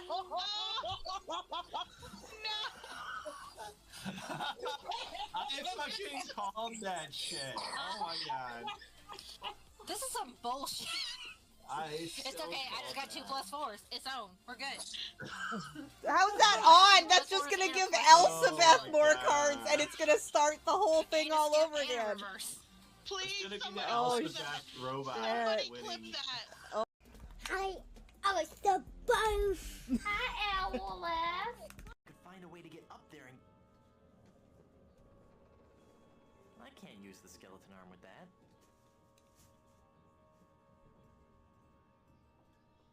I can't use the skeleton arm with that. Before anything else takes not playing place, this. let me just say, Insanity. Elsabeth, you motherfucker, I completely forgot I was wearing a goddamn tiara all the way over to the coffee store and back until I went to the bathroom just now. I looked in a fucking mirror when I stood up.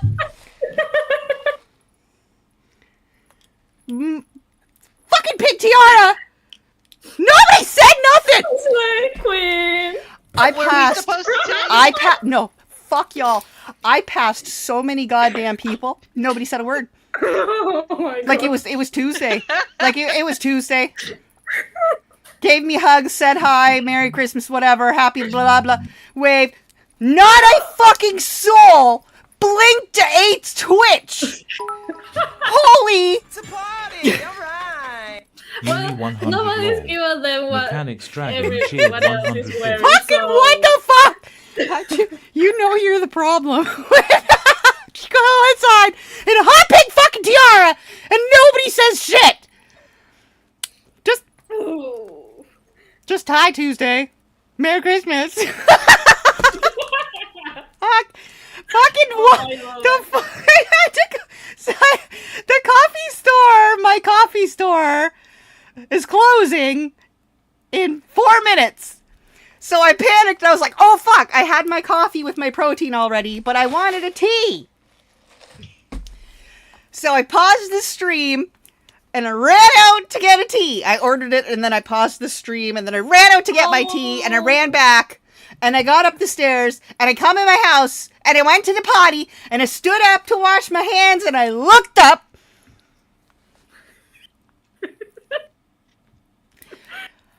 And upon my travels to the coffee shop, I passed more than a few people outside that I know and gave my hugs and said, hey, hi, blah, blah, blah.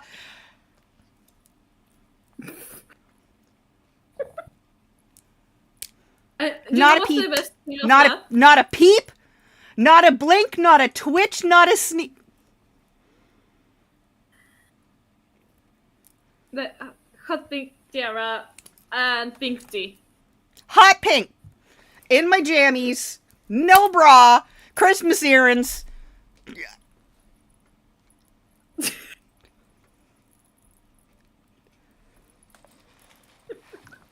Listen, apparently so fucking bloody likely that nobody got nothing to say. Everybody's just like, that you stream. Hi, Queen. And it didn't ring the bell. It is just Tuesday. It is just Tuesday, evidently. Holy balls! All right, back to murder in video games, girl. When the other ones are ready, we'll switch to a. Nothing wrong with that. We'll switch to a co-op or some fucking what? Like what? What the crack is my life?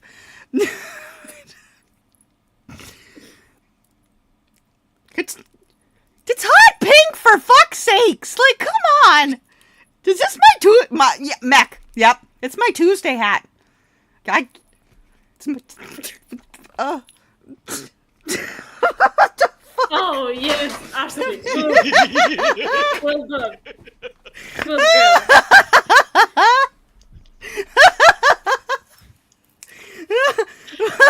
What the fuck? Oh, let's see what she did to us. Let's see what she did to us, babes. Let's see. Fucking snack got us again. Let's see. Oh. Gotta unmute it. Oh. Alright, all the way over to the coffee. Let me just say. Elsa Beth, you motherfucker.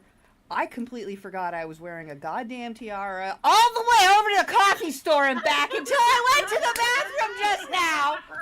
I looked in a fucking mirror when I stood up.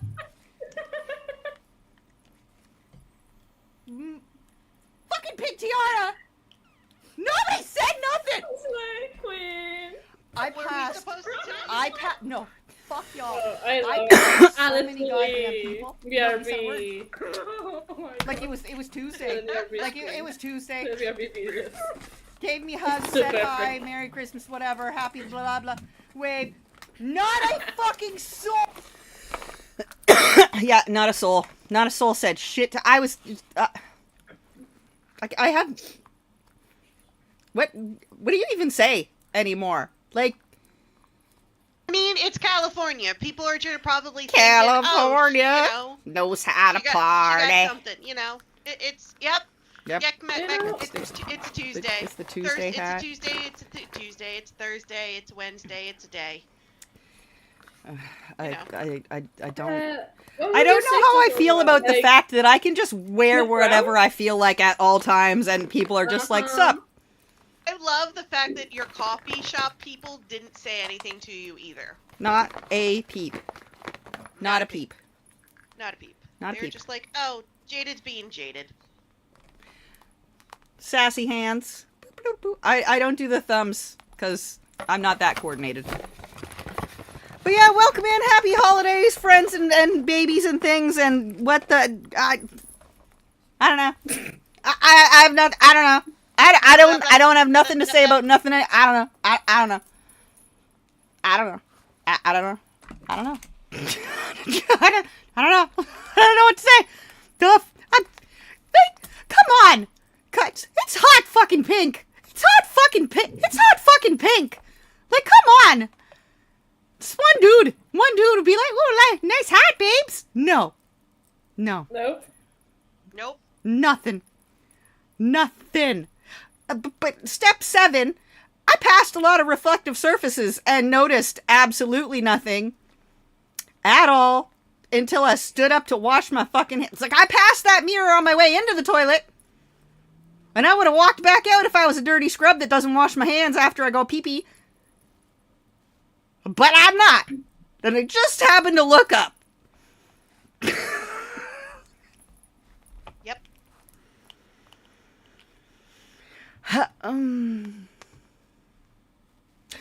My coffee shop has seen me with tiny hands.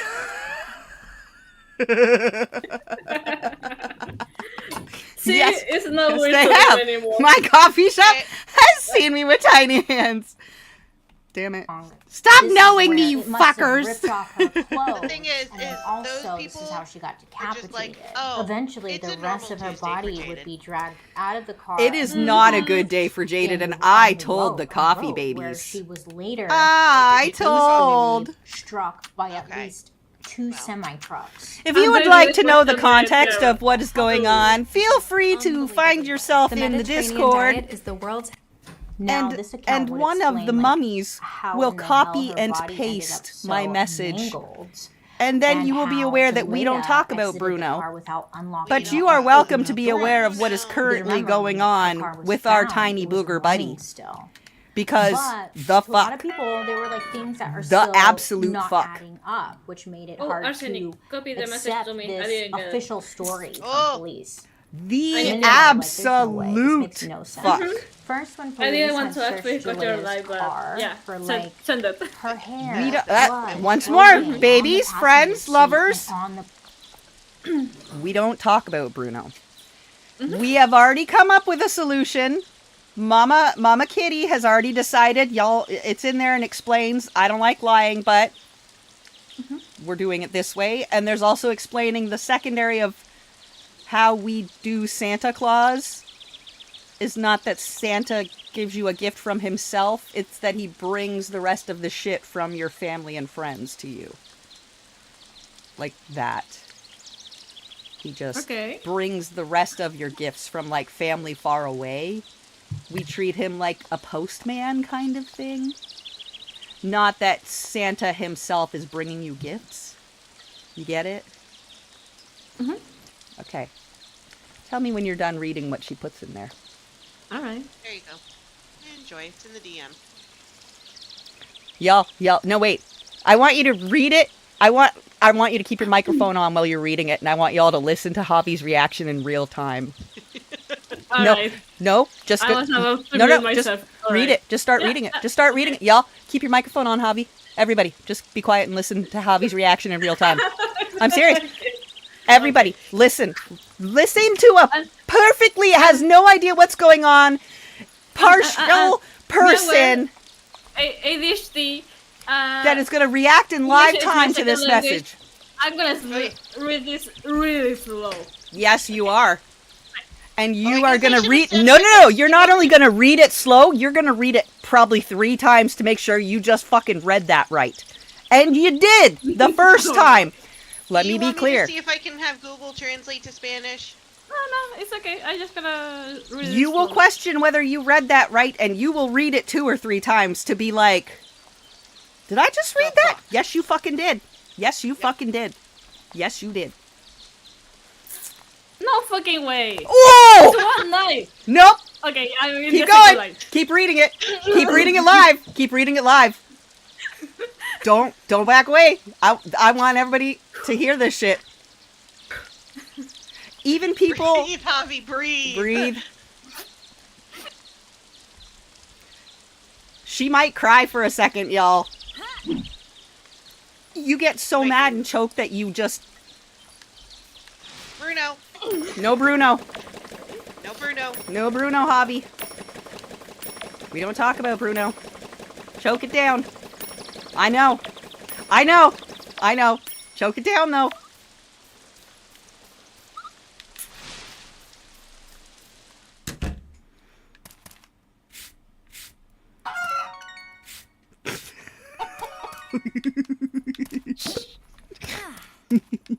She's seething. She is. She's. That's the angel. I wanna hug her. You are both enraged when you read this shit and absolutely heartbroken. Crushed. Yes. But you are fuming. Fuming! Fuming! I feel my body super hot. Oh! The unmitigated audacity. And I haven't finished the it. Audacity. Mm-hmm.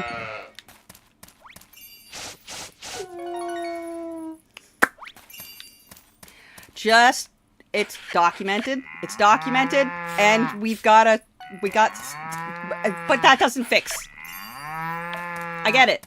No, not at all. But okay. Yep. Ow. Right? Ow my feels. Ow my feels. Right? Ma! You ain't even a kid and ow my feels. What the ass? What the ass? What? With the ass! Oh, harvesting! Harvesting! Harvest time! I'm gonna put some tools away. I need to pick this shit up. That goes with your doll. Okay. This is the last thing I'm opening for tonight, okay? Oh, good, my tree Play is with getting everything that better you have. shit. Yes! Better coffee beans! Yes. So, friends, if you ever wanted to know So, I wanna kick someone. Telepathic murder was possible or impossible, Yes. read this message, and you will try your darndest to make it possible. And we will eventually find out whether it works, because there's going to be enough people trying to do it at once. I feel like we probably could succeed. I hope. I can only hope. I mean,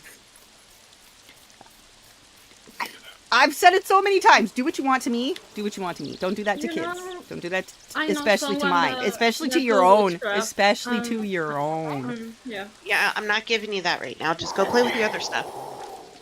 My rage! Because I said so. Ooh, girl, my rage. Ooh. Ooh, my rage. Okay, I need to take off my sweater. I was Well, moving it. what we said. Oh, we she's we getting said, up to pace. We said. We warned you. We warned you. We said. I know. I told you. Told you were gonna seethe. I told you were gonna be pissed. Even as an impartial, it's got nothing to do with you human being. Outrageous. Outrageous. Would never, could ever, to anyone's, let alone my own. Just unfucking hinged. Okay. Unhinged. Unhinged.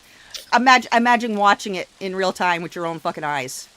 And having to answer that. Mm-hmm.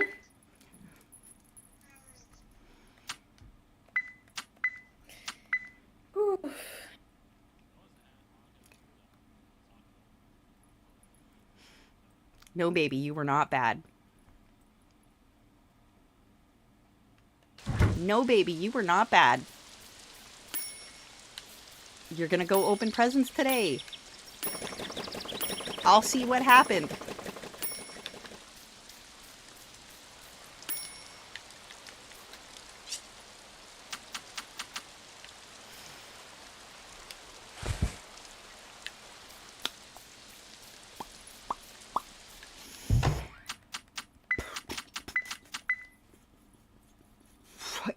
Yeah, you know what? Silver's right. It's a Xanax day. It's a full Xanax day.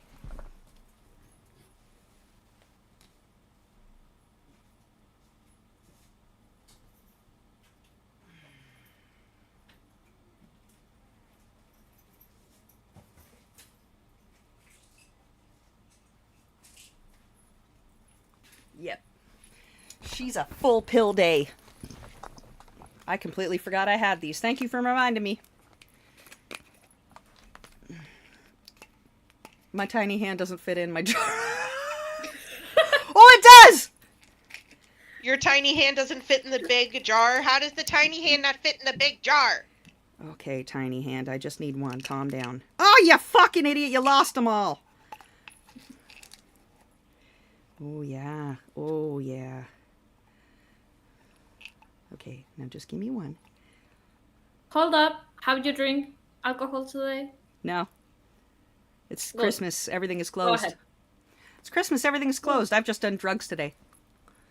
That's okay.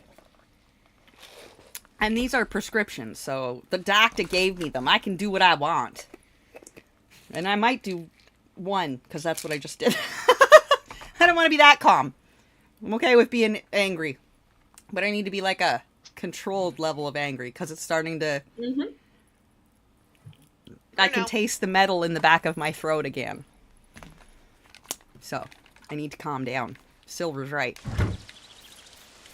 I can taste the metal in the back of my throat. And if you don't know what I'm talking about, it must be nice to be you. Cucumbers.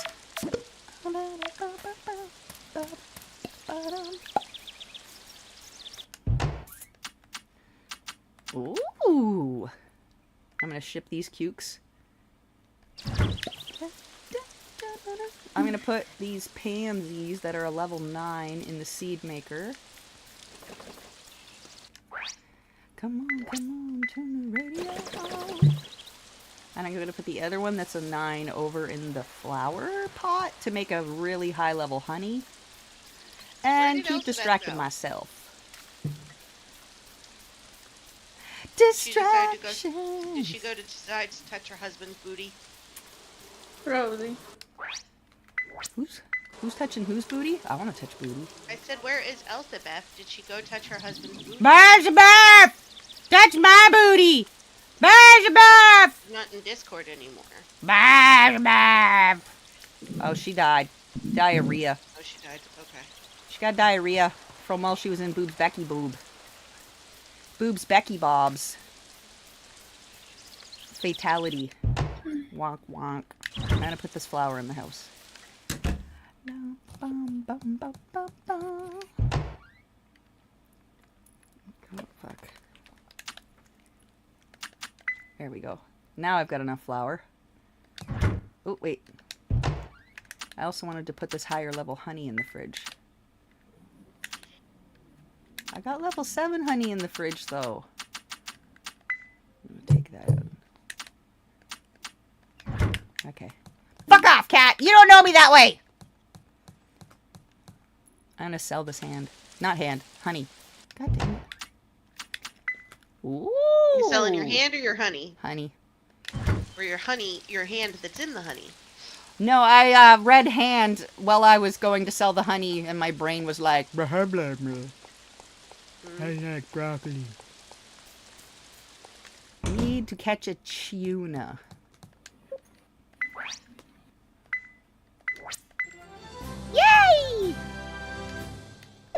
Oh, wait. Yay! Hey, yeah! Do I have anything else with me? No. Fuck. I still need a level 8 sweet white cold juice. An 8 or higher salty mellow white yellow entree. Salty mellow white and yellow.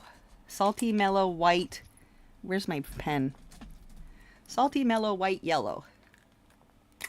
Salty mellow white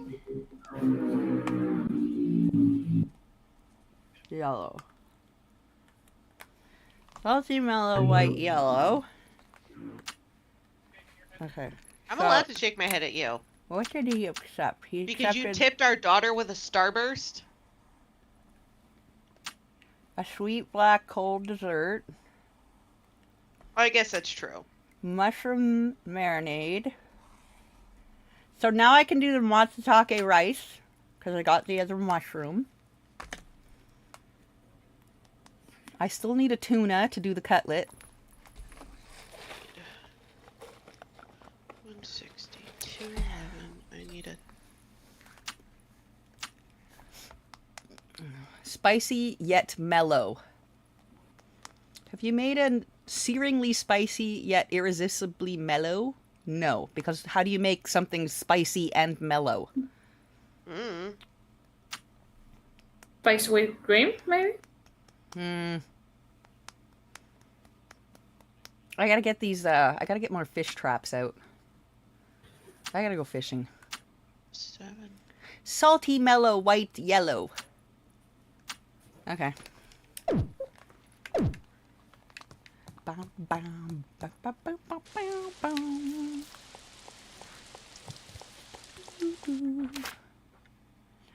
Do, do, do, do. These ones, common mushrooms. I need to plant and regrow these. I have all of these in higher levels already. Shiitakes, yes. Crumpets, yes. Okay. Just the regular buttons I still need. I wonder if I can donate any of this crap. No, it's not a treasure, a fish, or a picture. Disregarding. Oh, fuck. Forgot to turn Bailey back on. A broken window, right? Because if she hit her head, most likely there would be blood. There would be something, or some hair, like something that would show like this actually happened. But there was no visible signs of like droplets of blood, pools of blood. There was nothing inside the vehicle, and all of the blood, again, they were like the stains were on the outside of the vehicle. There are pictures of her car, and it's like most of the blood is on the back of her trunk. Like the trunk of the car is where most of the blood was at. This is what I speculated, just so whatever. But it looked like if she flew out the passenger side, she kind of must have gone on the roof and then the back of the car, because that's where the stains of blood were at. You know, like she slid back. If she was partially pinned in the car while her body like pressed against the guardrail, many would think that there would be a lot of physical evidence afterwards. But there just wasn't. There wasn't. It's bizarre. Again, when her car was found, it was still idling. And it was like, again, a quarter mile from her body. So it's been speculated that her car must have just kept coasting down the street after the collision. But the super weird part is that the car would have to keep, it could have kept coasting, but it had to coast uphill and navigate 2 bends in the road, unmanned, to reach the location where it was found. So, you know, many were asking how the hell is the car do that on its own? Plus, again, there were acceleration marks on the road near the pools of Jelena's blood. Many thought suggesting like someone may have hit the gas pedal after hitting her. This would be impossible if the car was empty. acceleration marks, right? People just had questions. And beyond that, like Jillian's family said that the car was in surprisingly good shape when it was recovered and not nearly as damaged as they would think after striking a guardrail at 70 miles per hour. And the guardrail itself, remarkably unscathed. Like there were no marks. It was very bizarre. Now, to be fair, a lot of the speculation and these questions came from people and their own speculations, and many of them don't really have expertise in collisions or traffic accident investigations. So, it's like, take these claims with a grain of salt, but it didn't make sense, right? Want to actually stick to your health goals this new year? Making this one change will help keep you on track all year long. I've never been good at keeping my New Year's resolutions, but Hungry Roo has made healthy eating so easy and enjoyable that I'm not even tempted to slack off. This New Year... Now, one of the strangest details was the fact that Jalea's bra, shirt, and coat were found hanging from the guardrail. Very bizarre, and it was in that order. So it was like her bra was on the bottom, and the coat was on top of the bra. If police were accurate and like the railing, all right, I was gonna make floating off. Fishing bait. Why did I cast again? I needed more bait. Fuck! It was the first to come off, right? Because you're adorable. My God, I love you. And it was just hanging there. Like it looked like someone like placed it in a way. Like it just didn't make sense. I'm just a and then finally, one of the biggest questions was like, where the hell did her shoes end up? They never found them. Where were her shoes? They don't know where the shoes went, and it was making me think like, I wonder if she took her shoes off at some point, like before she drove. Maybe she left them at that gas station or something. I mean, who knows? But her shoes were missing. That's what we know for sure. So this was like the police's ruling, right? That she was driving drunk and this is what happened. But the Davis family, they rejected the police's official story, and they've been fighting. Well, why did you do that? Who? Because it's like a lot of months. So Jalea's mom, her name is Kim, she runs the Justice for Jalea Facebook page, and that's where she shares information and pictures and just questioning my business, everything, right? She really wants them to reopen the case. Because she believes, the family believes it was a homicide. Sorry, so Jalea's family, I mean, they have their own theories as to what happened. Okay, her mother, Kim, believes that, maybe the friend Kristen had more to do, like with Jalea's death, than she had let on.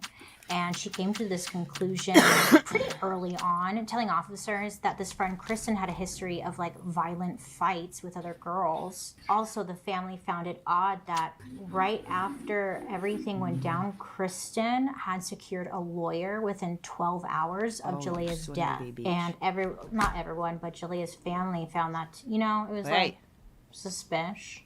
But to be fair, it's like that is technically what you should do because... right? Like, you should get a lawyer. But at the same time, you can't win because some people are like, oh, that's weird that you got a lawyer. What are you hiding, Jalea's mother thought this was super weird because Kristen was the only friend that had lawyered up. Nobody else did. On top of that, Kristen had waited 3 days before agreeing to do mushroom pie questioning. So salty and mellow. Like, not a great look, girl. Apparently, her father told someone. But it said something about gravy also. She didn't feel like talking just yet. She wasn't ready. Yeah, I mean, but however, none of this is like automatically damning. It's pretty unlikely that Kristen would have been able to find and hire a lawyer in a matter of hours on a Saturday. It's more likely that her family already had like an attorney retainer or something. They said spicy. And her hesitancy to agree to an interrogation might have something to do with her lawyer recommending that she wait. But again, it was just kind of weird and not a great look, and people are just feeling some sort of way. Like maybe Kristen knows more than she's leading on. Spicy and so mellow. This whole story is weird, right? We can all agree. What was even more weird was that Kristen was seen with Jalea's keychain just days after her death. Now, this was weird. This was very weird because this keychain was a gift from Jalea's sister, Toby, those and the potatoes Davis have family. chili They all on said, them. like, This That's keychain had a spicy. lot of sentimental value to Jalea, and there's no way like she would remove It's it not from her keys hot and chicken. give it It to doesn't have a Kristen. Like, why would she do that? note on it. See, like, this is sweet, the salty, keychain spicy. was I need it on to her be set of keys, her spicy car and keys mellow. that were still in the ignition when her body was found. So like, there was no good reason for Kristen to have it, and everyone thought it was freaking weird, right? Like, why did she have it? At some point afterwards, like, Kristen's lawyer No, that's not returned the spicy. keychain Maybe to this one? Julia's That's family. sour and spicy, but not mellow and understandably, there was spicy. still like a lot of tension and a lot of Fuck. questions. Now there have been tensions Okra between curry Kristen was not the answer and either. Jalea's mom. I even added It's the been yogurt to it. ongoing, but ultimately, it's like hard to say who to believe here. Kim has her reasons to suspect Kristen, while that's Kristen spicy, insists that but she's it's not innocent. mellow. And there's no smoking gun to prove either person is correct in this situation. Hi, I'm Brett. And I'm Jonathan. This is Darla. And this is... And to make matters even more complicated, additional witnesses have come forward to just make things more confusing. Way more confusing. Okay, so there was another friend of Jalea's. His name's Justin. So this Justin guy, he goes to police to like report some rumors that he had been hearing. Of course, authorities always have to take like unverified gossip with a grain of salt, but Justin insists that like this speculation was common knowledge within his social circle. So according to Justin, the night that Jalea had died, Jalea was in the car with Freddie, Kristen, and another person named Nicole. This is what, according to Justin. And Justin is like the only person who ever mentioned this other person, Nicole. At some point, Justin said that Kristen and Jalea started to fight about something involving a house key. And then the car had some mechanical issue on the freeway, right when the house key argument was getting like super heated. So they pull over, and Justin said that Kristen and Freddie became violent towards Jalea. I guess first, Freddie dragged Jalea out of the car. Then Kristen physically attacked Jalea and like smashed her head into the guardrail. Then someone got behind the wheel. Justin said he wasn't sure who, but someone did. And that's what happened. But this unidentified driver was able to start the vehicle back up, then speed forward and run Jalea over, which killed her. And according to this guy, Freddie, Kristen, and Nicole decided to flee the crime scene. So first they left the car in drive and let it like coast away from Jalea's body. Then they took off somehow, like on foot, whatever. Justin, when he was saying all this, he wasn't clear on how they escaped with no vehicle, but he speculated that they probably hitchhiked or called someone and got a ride another way, you know? So if any of this was true, it would explain how Jalea's body ended up so mangled while leaving minimal damage on the guardrail. And on top of that, it would make sense why her blood was like on the outside of the car. Right? Like, because, right? This one's it makes sense. sweet and sour as But, well, and of white. course, So this it could was be just either of gossip, these, and right? It's not clear even where it came from. There's no proof, you know? So it seems like the police, they really didn't take Justin's story very seriously. But then in February 2012, about 3 months after Jalea's death, another witness comes forward. And this time, she's not just repeating rumors. She tells police that she actually saw the lead up to Jalea's homicide. Bold claim. This woman, her name is Amber. But she's saying that she was at Nip and Q and saw Jalea get into a fight in the parking lot. And she got into a fight with like these two men and a woman. Xanax. So you're not going to be able to startle me for a bit. After the confrontation, Jalea drove away in her car. Medically chilled out for a bit. They ended up getting into their own vehicle. Stop turning off the music! She said that the people following her were like driving really aggressively, trying to push Jalea off the road. And eventually they succeeded. According to Ember, after Jalea was driven off the road, I guess that's when she physically got out of the car. And that's all she knew. Police had this girl, Ember, take a polygraph test to see if she was like telling the truth or not. And she actually fails. Which on its own, it doesn't mean much because I feel like we all know that lie detector tests, they are not very reliable. I don't even know why they still do them, right? But once she gets the polygraph results, Ember confesses that she made up the whole story. Yeah.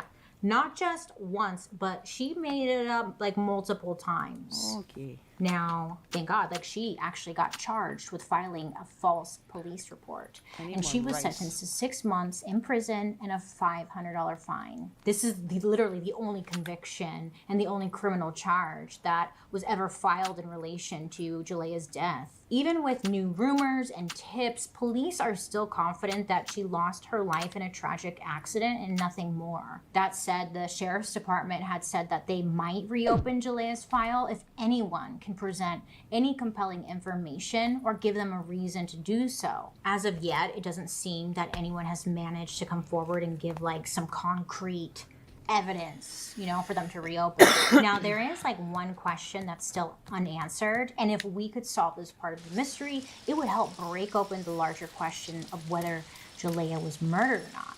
Or like, was she alone when she died? If Jalea was in the car with someone else, it would give that other person the means, motive, and opportunity to hit Jalea and like drive away. If she was on her own, the police's story of a single car accident is really the only credible explanation for how she was ejected from the car.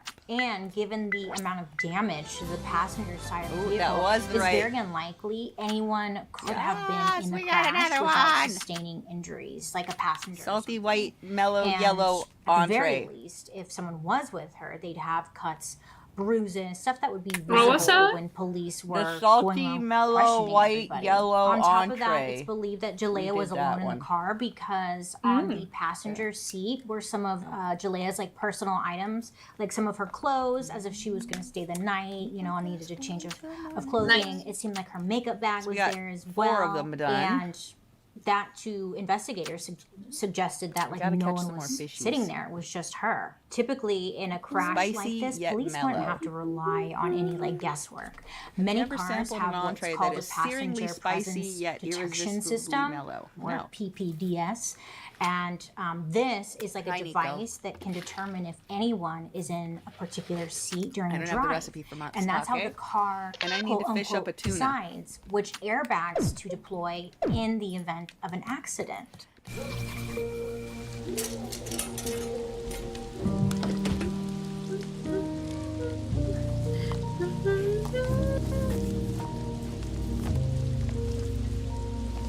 The car also has a supplemental restraint system, or SRS, and that can detect how much weight is on a seat and determine if the person is actually using their seatbelt. So usually, like, this is the information police will have to determine if someone is with them, right?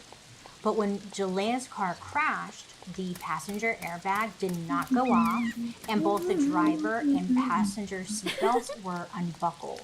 Additionally, the driver and passenger side both failed to activate that device that makes your seatbelt tighten if you tug it too hard. So to investigators, this all suggested that the car system as a whole failed to detect anyone with Jalea.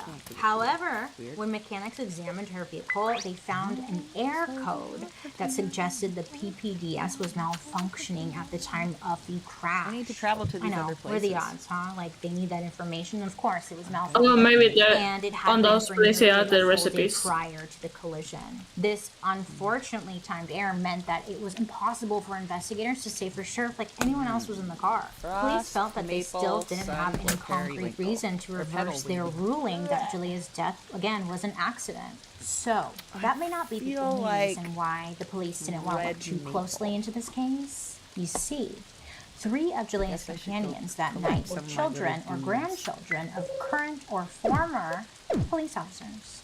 So many were believing that the investigators might be incentivized to rule the death as an accident, even if the evidence pointed, towards homicide. To protect the children. And given all like the swirling questions that still persist about Jalea's death, a lot of amateur and online sleuths have presented their own theories about what happened. And many have accused Kristen of getting away with murder, finding her whole story to be suspect. More importantly, there isn't any hard physical evidence to even suggest that Kristen had anything to do with the crash. Like, really. Personally, I don't think she had anything to do with it. That's a personal opinion. I don't know, actually. I don't know. And all of the speculation is just circumstantial. So if Jalea was murdered, the culprit could be someone else entirely. Who knows? Still, the accusations have seriously ruined Kristen's life. Her attorney says that she deals with constant harassment, and she's like, she has to move somewhere where no one will know her. It's just a whole mess. In the end, it can be tricky to say like what the answer is. If the police's account is true and Jalea really died in a horrible accident, then the fairest next step would be to find a way to let go and allow her to rest in peace, you know? But if Jalea was murdered, then it makes sense to continue to apply pressure until her case is reopened. At this time, really, it's impossible to know which explanation is true, and it might be one of those things that we'll never know unless someone comes forward with new evidence. So this whole story is just really confusing. There's so many things that don't make sense, and at the end, Jalea's family just wants answers, and you know, I just hope that they get that. It's just sad. Can't imagine losing your daughter and not having any answers, right? So many questions. Her mom, Kim, still runs the Facebook page. Still, like, she posts stuff like pictures of the vehicle, just questioning everything, really trying to get the case reopened. Because a lot of it doesn't make sense. The fact that her clothes were hanging on the railing, the guardrail thing, none of it, her car being way down there. People just have questions, right? Jalea's family believes that something happened that night, something that like changed her plans. They don't know what, but they know or they believe someone else was involved with Jalea's death. Well, that is the mystery around Jalea Davis' story, really. Many believe that there was someone else involved, but there's also a good amount of people who believe that it truly was just like she was driving drunk and that's what caused it, you know? It's been about 12 years and there's still questions, you know? Be safe out there and don't leave your friends alone places. If they've The jello is so hard to pull off. Tip here. If you are hanging out with your friends and one of them is being kind of like, pull you off know, the yellow. maybe you're mad at them The or whatever, problem is she needed a bold eyeliner and not that lipstick. Right? Take care of one another and look out for one another. All right? Promise? Great. Which is one of those weird, She sad, also awful needed stories. a gold shimmer Do you think blush. someone else was involved, or, Yes. more of a earth tone. Thanks for hanging out with me today. Instead of adding the red blush down as well. below, I'll list like everything I used Because if it you're comes curious. off weird. Let me know who you want me to talk about next week down in the comments section. Or like Leave a comments. orangey. I hope you have a good day. Make good Yeah, choices, and I'll be seeing you guys later. Goodbye. Mustardy. She needed a bold liner. You need a bold liner if you're gonna do yellow. That's my jam. That's it. Sorry if you feel otherwise. Go tell your mama. So today I want to talk about a story that's been heavy on my noggin for a very long time. It's suspicious, to say the least. So today we're going to talk about Tina and Gabriel Watson. So we're going to start with Tina first. Now Tina, she was born on February 13th, 1977 in Germany. And she was put up for adoption. Well, she was put in an orphanage out there in Germany. In 1980, she was adopted by Tommy and Cindy out in Walker County, Alabama in 1980. You said Germany! You lie! They also had a younger daughter, so the family ended up moving to Birmingham, Alabama, and that's where they would raise Tina and their younger daughter as well. The family was like very close, all around good family. I mean, very loving, just great. Just great. As a child, Tina was diagnosed with PSVT. I'll put the long name down here because there ain't a chance in heck I can pronounce that word. PSVT is an abnormally fast heart rhythm that causes palpitations, lightheadedness, sweating, and shortness she's of having the breath. They do vapors. have different medicines to help, but when Tina would take it, like nothing was really helping. So at the age of 24, Tina had a minor surgery to correct the problem. Now, Tina's family would say that she was like a bright, happy girl. She would just light up the room. I mean, everything that you could, like, pleasant that you can say about a person was said about Tina. She just sounded like a wonderful, wonderful person. I'm getting so tongue-tied today. Tina attended the University of Alabama out in Birmingham. That's where she would meet her future husband, Gabe Watson. And before meeting Gabe, she was actually engaged once before. She called off the engagement due to her mother's disapproval. I think there was probably a lot more like underlying issues going on. Tina and Gabe began dating in January of 2001. So who is this Gabe guy? Well, let me tell you. David Gabriel Watson was his full name, but he went by Gabe. He was named after his father. He was 6'3" and like a very big-built, big boy. His friends and father would describe him as just being a really nice guy. He was friendly. He could get along with anybody. He was just an all-around super friendly guy. Gabe met Tina again at the University of Alabama, and he kept asking her out. He was very interested in her, but at the time she was engaged. So she kept turning him down, but Gabe did not give up. He would still just ask her out all the time, and she would just keep saying no because she was in a relationship. Tina and Gabe would end up attending the same New Year's Eve party. And this is when Gabe had asked her out again. Now, finally, though, Tina had broken up or ended her engagement. It had been a little bit of time now, and she was ready to date. So when he asked her out, she was like, I'm sure that it was more than just an okay. After a couple of dates, they began to officially start dating. So both Tina and Gabe would go on to graduate from the University of Alabama. Tina went on to work as a manager at a clothing store in the mall, and Gabe went on to work at his father's packaging business. Now, Gabe, he loved to scuba dive. Scuba diving was like his passion, like his passion and his hobby. And on top of that, Gabe was a certified rescue diver, and he would go scuba diving pretty often. With Tina, she really wasn't into it as much as he was.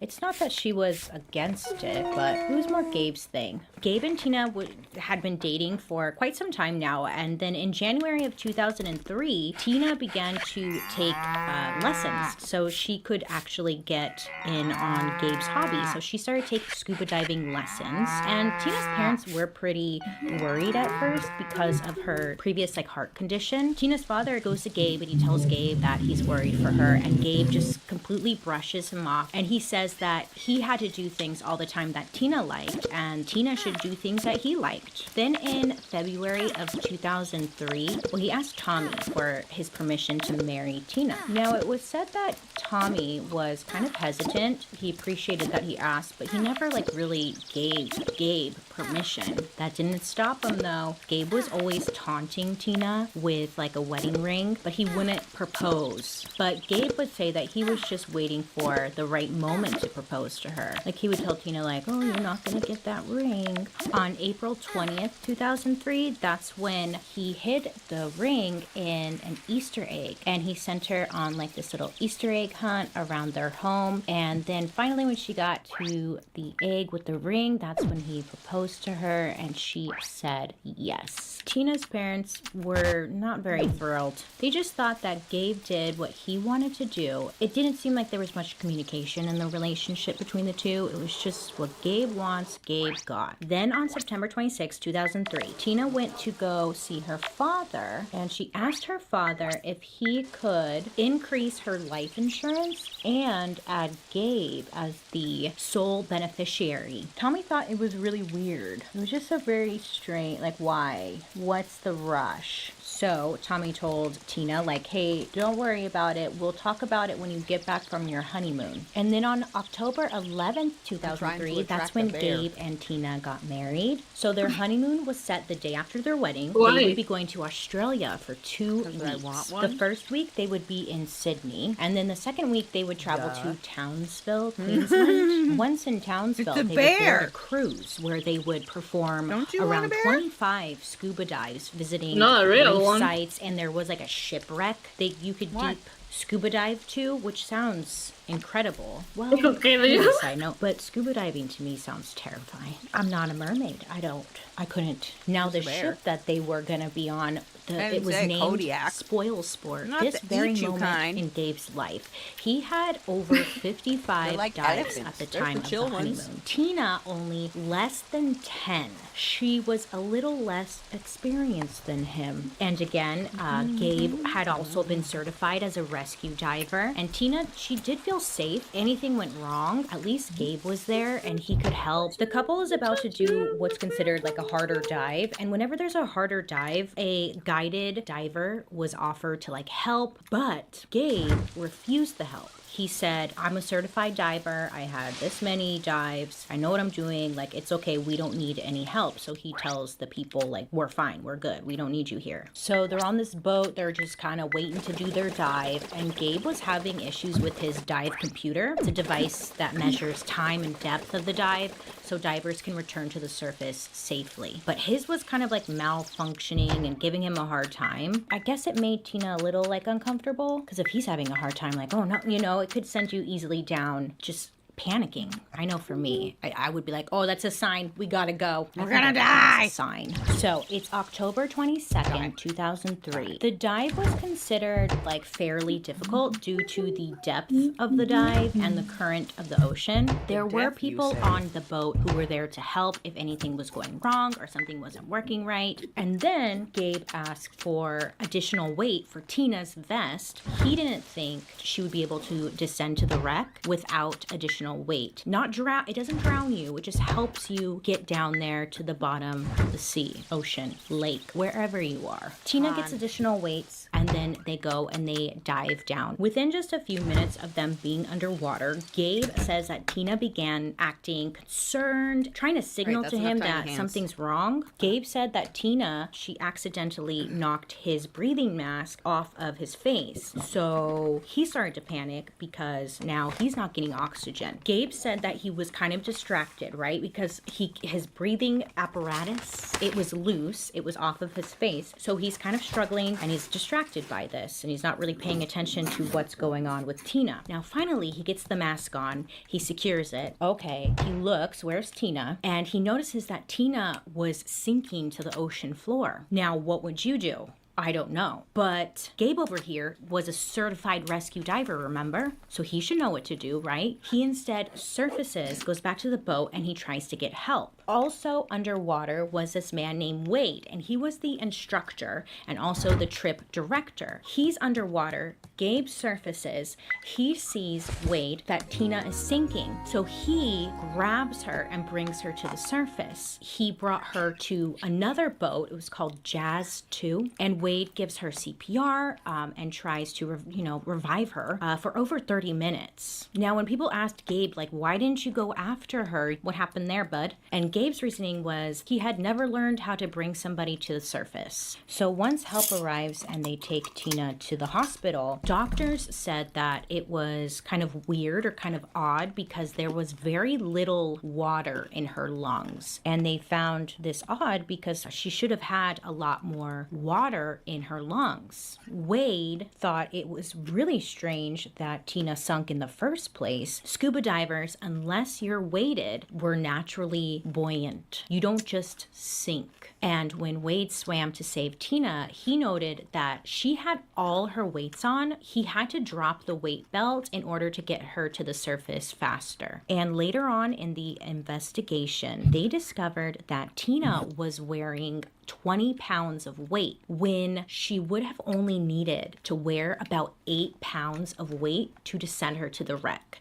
So That's not like a little bit of a mistake. Wade, the real MVP here, he brought Tina up and then brought her onto the second boat that was nearby. Gabe, when he got up, he went to the original boat. He never even tried or asked how to get to the boat where Tina was at. There were other people on the boat, thought that was weird. Tina just drowned and they're trying to save her over there. Why are you here? Some of the other shipmates who were on the boat, spoil sport, said that Gabe was just acting all sorts of weird. He was going around asking everyone for hugs, which, okay, how I worded that didn't sound like that weird. His wife is on the other boat getting CPR, trying to have her life saved, and he's like on the boat walking around asking the other shipmates for hugs. Everyone thought like that was very odd behavior. He didn't seem overly upset at all. He was just walking around asking people for hugs. Sadly, Tina could not be saved and she passed away. So there were some other people there also doing the same dive as Tina and Gabe, but people saw some shit. Okay. Several people say that they saw Gabe give Tina a bear hug underwater. When he gave her a bear hug, they saw that Tina was like struggling and that she was waving her arms. So, of course, police wanted to talk to Gabe and he definitely, like, he was willing to talk. Gabe's story it would change pretty often. It would change from him going down to get Tina. It would change from him saying, I didn't get Tina, I went to the surface. The more and more, just like nothing was making sense as to how did she sink? Didn't drown. What went wrong? They couldn't seem to like get a straight answer. Gabe did contact his parents and told them about what happened to Tina. And Gabe told his parents that he didn't want to talk to Tina's parents. So he asked his family if they could call Tina's parents and tell them what happened. I don't know, man. That was a bad move, Gabe. I mean, Gabe was just taking his sweet ass time. It's like, hello, if something happened to Tina, your wife, you just got married, wouldn't you be calling the families right away and like letting them know what happened? And what is Gabe's thought process? The initial ruling by the coroner stated that Tina's death did not look suspicious. The death was ruled as a drowning. So Tina's family did get word about what happened. Well, Tina's dad had a gut feeling that it's just something wasn't right. So 5 days after Tina's death, Gabe and Tina's body were flown back to the United States and they were making arrangements for the funeral, and the funeral happened pretty shortly after. So they have the funeral and Gabe's and Tina's friends and family were all there, and a lot of the people were saying that Gabe was just acting really inappropriate. I mean, not even like strange. He was just acting straight up inappropriately.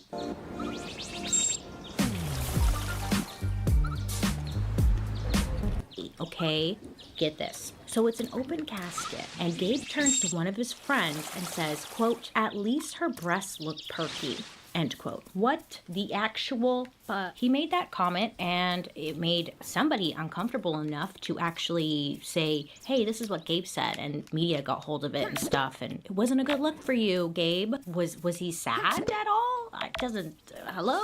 Then it was said later that year, Gabe had sent out Christmas cards because they did Christmas cards every year. Gabe decided to still follow the tradition and send out a Christmas card. So he included a picture of Tina and Gabe at their wedding. On the Christmas card, I'm laughing because I'm uncomfortable. On the Christmas card, it said, quote, who's that sexy guy next to Tina? Question mark. Oh yeah, that's me. Like, why would you put that on a Christmas card? What is he doing? So after Tina's funeral and things kind of start to settle down, Gabe tried to file a payout from the travel company for an interrupted trip. But the insurance company told Gabe that injury during scuba diving wasn't covered by the insurance. He wasn't entitled to her life insurance either. And he wasn't entitled to her life insurance because Tina's dad didn't put Gabe on her life insurance. Remember, they were going to change it? He didn't do it, thank God. Tina's father, Tommy, did not believe Gabe's story. Nothing was making sense. He wanted answers. What happened to his daughter? He wasn't getting answers. So Tommy felt like he needed to just kind of dig a little bit deeper because nobody else was. A few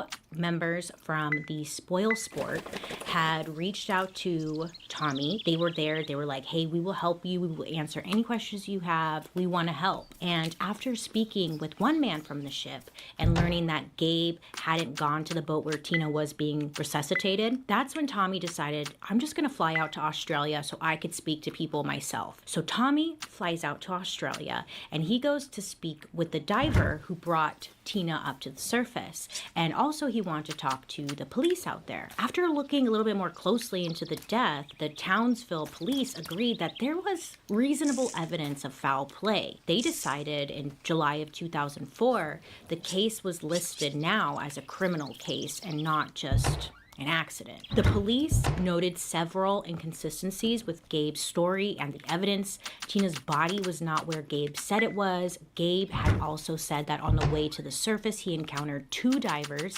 and had tried to tell them to go help Tina, but police found no evidence that there were these 2 divers Gabe spoke of. There were divers underwater with them, but they were already far out there and they were kind of just watching from afar. And those divers said that there was nobody else around the 2 of them. That's a lie, okay? Gabe said that he had also rocketed to the surface in order to help Tina, but his dive computer had proven otherwise, that in fact he was taking his sweet time to get to the surface. Now, Tina's dive computer showed that she resurfaced a couple of times throughout their little scuba adventure very quickly, which made them believe that she was going up because she was panicking. I mean, this is a pattern they see in people who are panicking, and they saw this on her dive computer. So this made them believe that Tina was not an experienced diver at all, and it seemed that she was very uncomfortable with diving. She should have had extra help there just in case she needed it, but Gabe had turned it away. Her scuba teacher would later confirm this in court, that she wasn't a very experienced diver, that she did panic. It's sad because the only reason she was doing this is because she just wanted to like do something that Gabe liked to do. Again, there was like a very small amount of water found in Tina's lungs, and they believed that she had passed out during the dive, and when she did, her mouth must have relaxed off the mouthpiece, which would allow a small amount of water into her mouth, but she would have had to be unconscious for this to happen. They suspected that Gabe had turned her air off until she was unconscious and then turned it back on before he let her go. Remember when the eyewitnesses said that they saw Gabe give her a bear hug and then she was kind of flailing her arms? So they believe that during this bear hug, Gabe must have turned off her air, waited until she passed out, turned it back on, and then that's when she must have sank. This was disputed, as dive experts said that this would have been nearly impossible, as Tina would have been able to reach the surface before her air ran out. Now, after interviewing several scuba diving experts, police found that Gabe had experience with bringing people to the surface with the rescue training he had received. This is what they teach you when you get your certificate. So police then go and investigate the company that Tina and Gabe had dived with. The company labeled each diver according to their skills and the amount of dives they had performed. Only 15 of Gabe's dives were ocean dives, but he didn't note that on the form. The company thought Gabe was way more experienced with these types of dives than he actually was. They thought this because Gabe had said over and over and over again that he was way more experienced. If this company had followed protocol, Gabe and Tina would have had to have a trained diver with them for all of the dives to make sure that they were safe. So Gabe lied. Gabe also never told the company about Tina's panic while underwater. He completely left that part out and just said that she started to sink. So Tommy, Tina's father, would tell police that every time he went to visit Tina's grave, the flowers that he left would mysteriously disappear. And Tommy believed that someone was stealing them, and his gut was telling him that it was indeed Gabe. Gabe also wanted to exhume Tina's body and move it to a plot that he had owned. Sadly, when he moved Tina's body, when he moved Tina's grave, he never got a headstone for it. He left it unmarked. Gabe did. Tommy ended up finding out where Gabe had put Tina at. Same thing. Tommy would go and leave flowers on Tina's grave, and the next day they would disappear. Tommy would say even sometimes hours later, the flowers that he had just left were gone.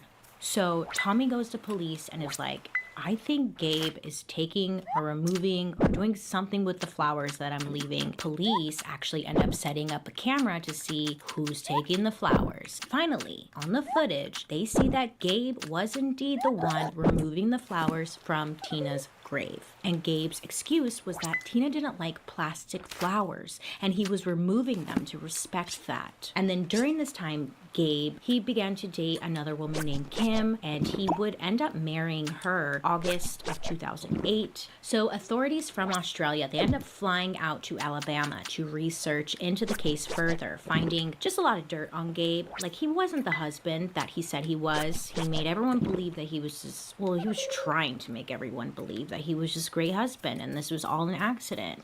But they saw this kind of pattern he had. On one occasion, he had thrown pizzas. The two, Tina and Gabe, had just ordered at Tina. Found out that Tina and Gabe had broken up shortly before their engagement. Tina wanted to get married. She had been in this relationship with Gabe for a while. They were bickering a lot, and Tina was just ready to move on. So they broke up. During their break, Tina was set up on a date. You know how it goes. When you break up with someone, you just want to go out and meet new people. Like, you're not really trying to, like, well, maybe you are. I guess I can't speak for her. But it's like, you know, you're just trying to, like, go out after a breakup. But apparently Gabe found out about this, and he was livid. He was calling and harassing Tina. Eventually, they ended up getting back together, and that's when Gabe would later propose. Police thought this, as well as the life insurance payout, could have been his motive. I think just the life insurance payout on its own sounds like a pretty strong motive to me.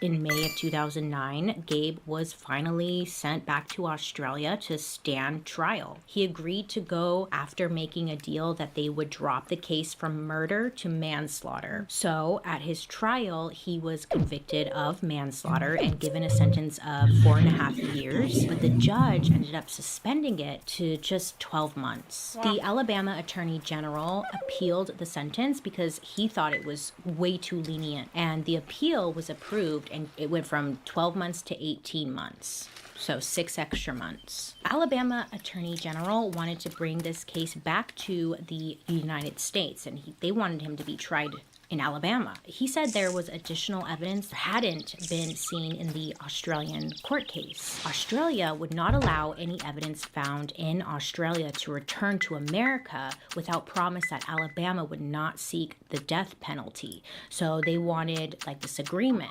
We won't give you any of our evidence if you promise that you're not going to seek the death penalty. So Alabama, the state, it's kind of funny. No, it's not. Sorry. Alabama agreed, and Gabe was returned to the United States, put into police custody, and he was going to now be tried in Alabama. So the Attorney General indicted Gabe on 2 counts. One was capital murder, and the other was kidnapping with trickery. The Attorney General said that Gabe had tricked Tina into taking dive lessons and tricked her into going to Australia. Shopping can be such a hassle, especially when fit isn't always consistent. Stitch Fix makes it easy with online personal styling. Yeah. During this time, Alabama courts removed Gabe as the administrator of Tina's estate, and they ended up granting it to Tina's father. Gabe, this son of a bitch, he had left her grave unmarked for 3 years after exhuming her remains to have her moved. Tommy then asked Gabe to return Tina's personal belongings, but Gabe... So the trial officially went to court on February 13th of 2012. Now, this would have been Tina's 35th birthday. Did they do that on purpose? That's fucked up. In Alabama, for some reason, the evidence of Gabe, his odd behavior, they were not allowed to mention that in court at all. And they would not allow the attempt to raise the life insurance claim. Like, they weren't allowing this as evidence at all to help the case. I don't fucking know why. I feel like at least the life insurance claim part happened in Alabama. So it's like you would think they would allow that, but they didn't. I feel like, and I'm sure you would agree too, but I feel like that would have helped the case in proving that he was guilty, because it would give him a motive, and it would show that he was acting weird, but they wouldn't allow it. So they were like, well, now what? And without this evidence, the judge decided that there was not enough to convict I love you, bye. of murder. I love you, Bye. You heard me stream. I'll fucking go nap.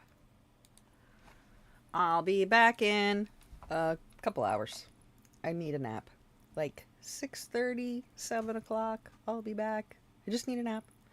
Okay, bye, love you, bye. Wait, let's raid someone. What am I doing? I'm an asshole. I'm an asshole. Sorry about that.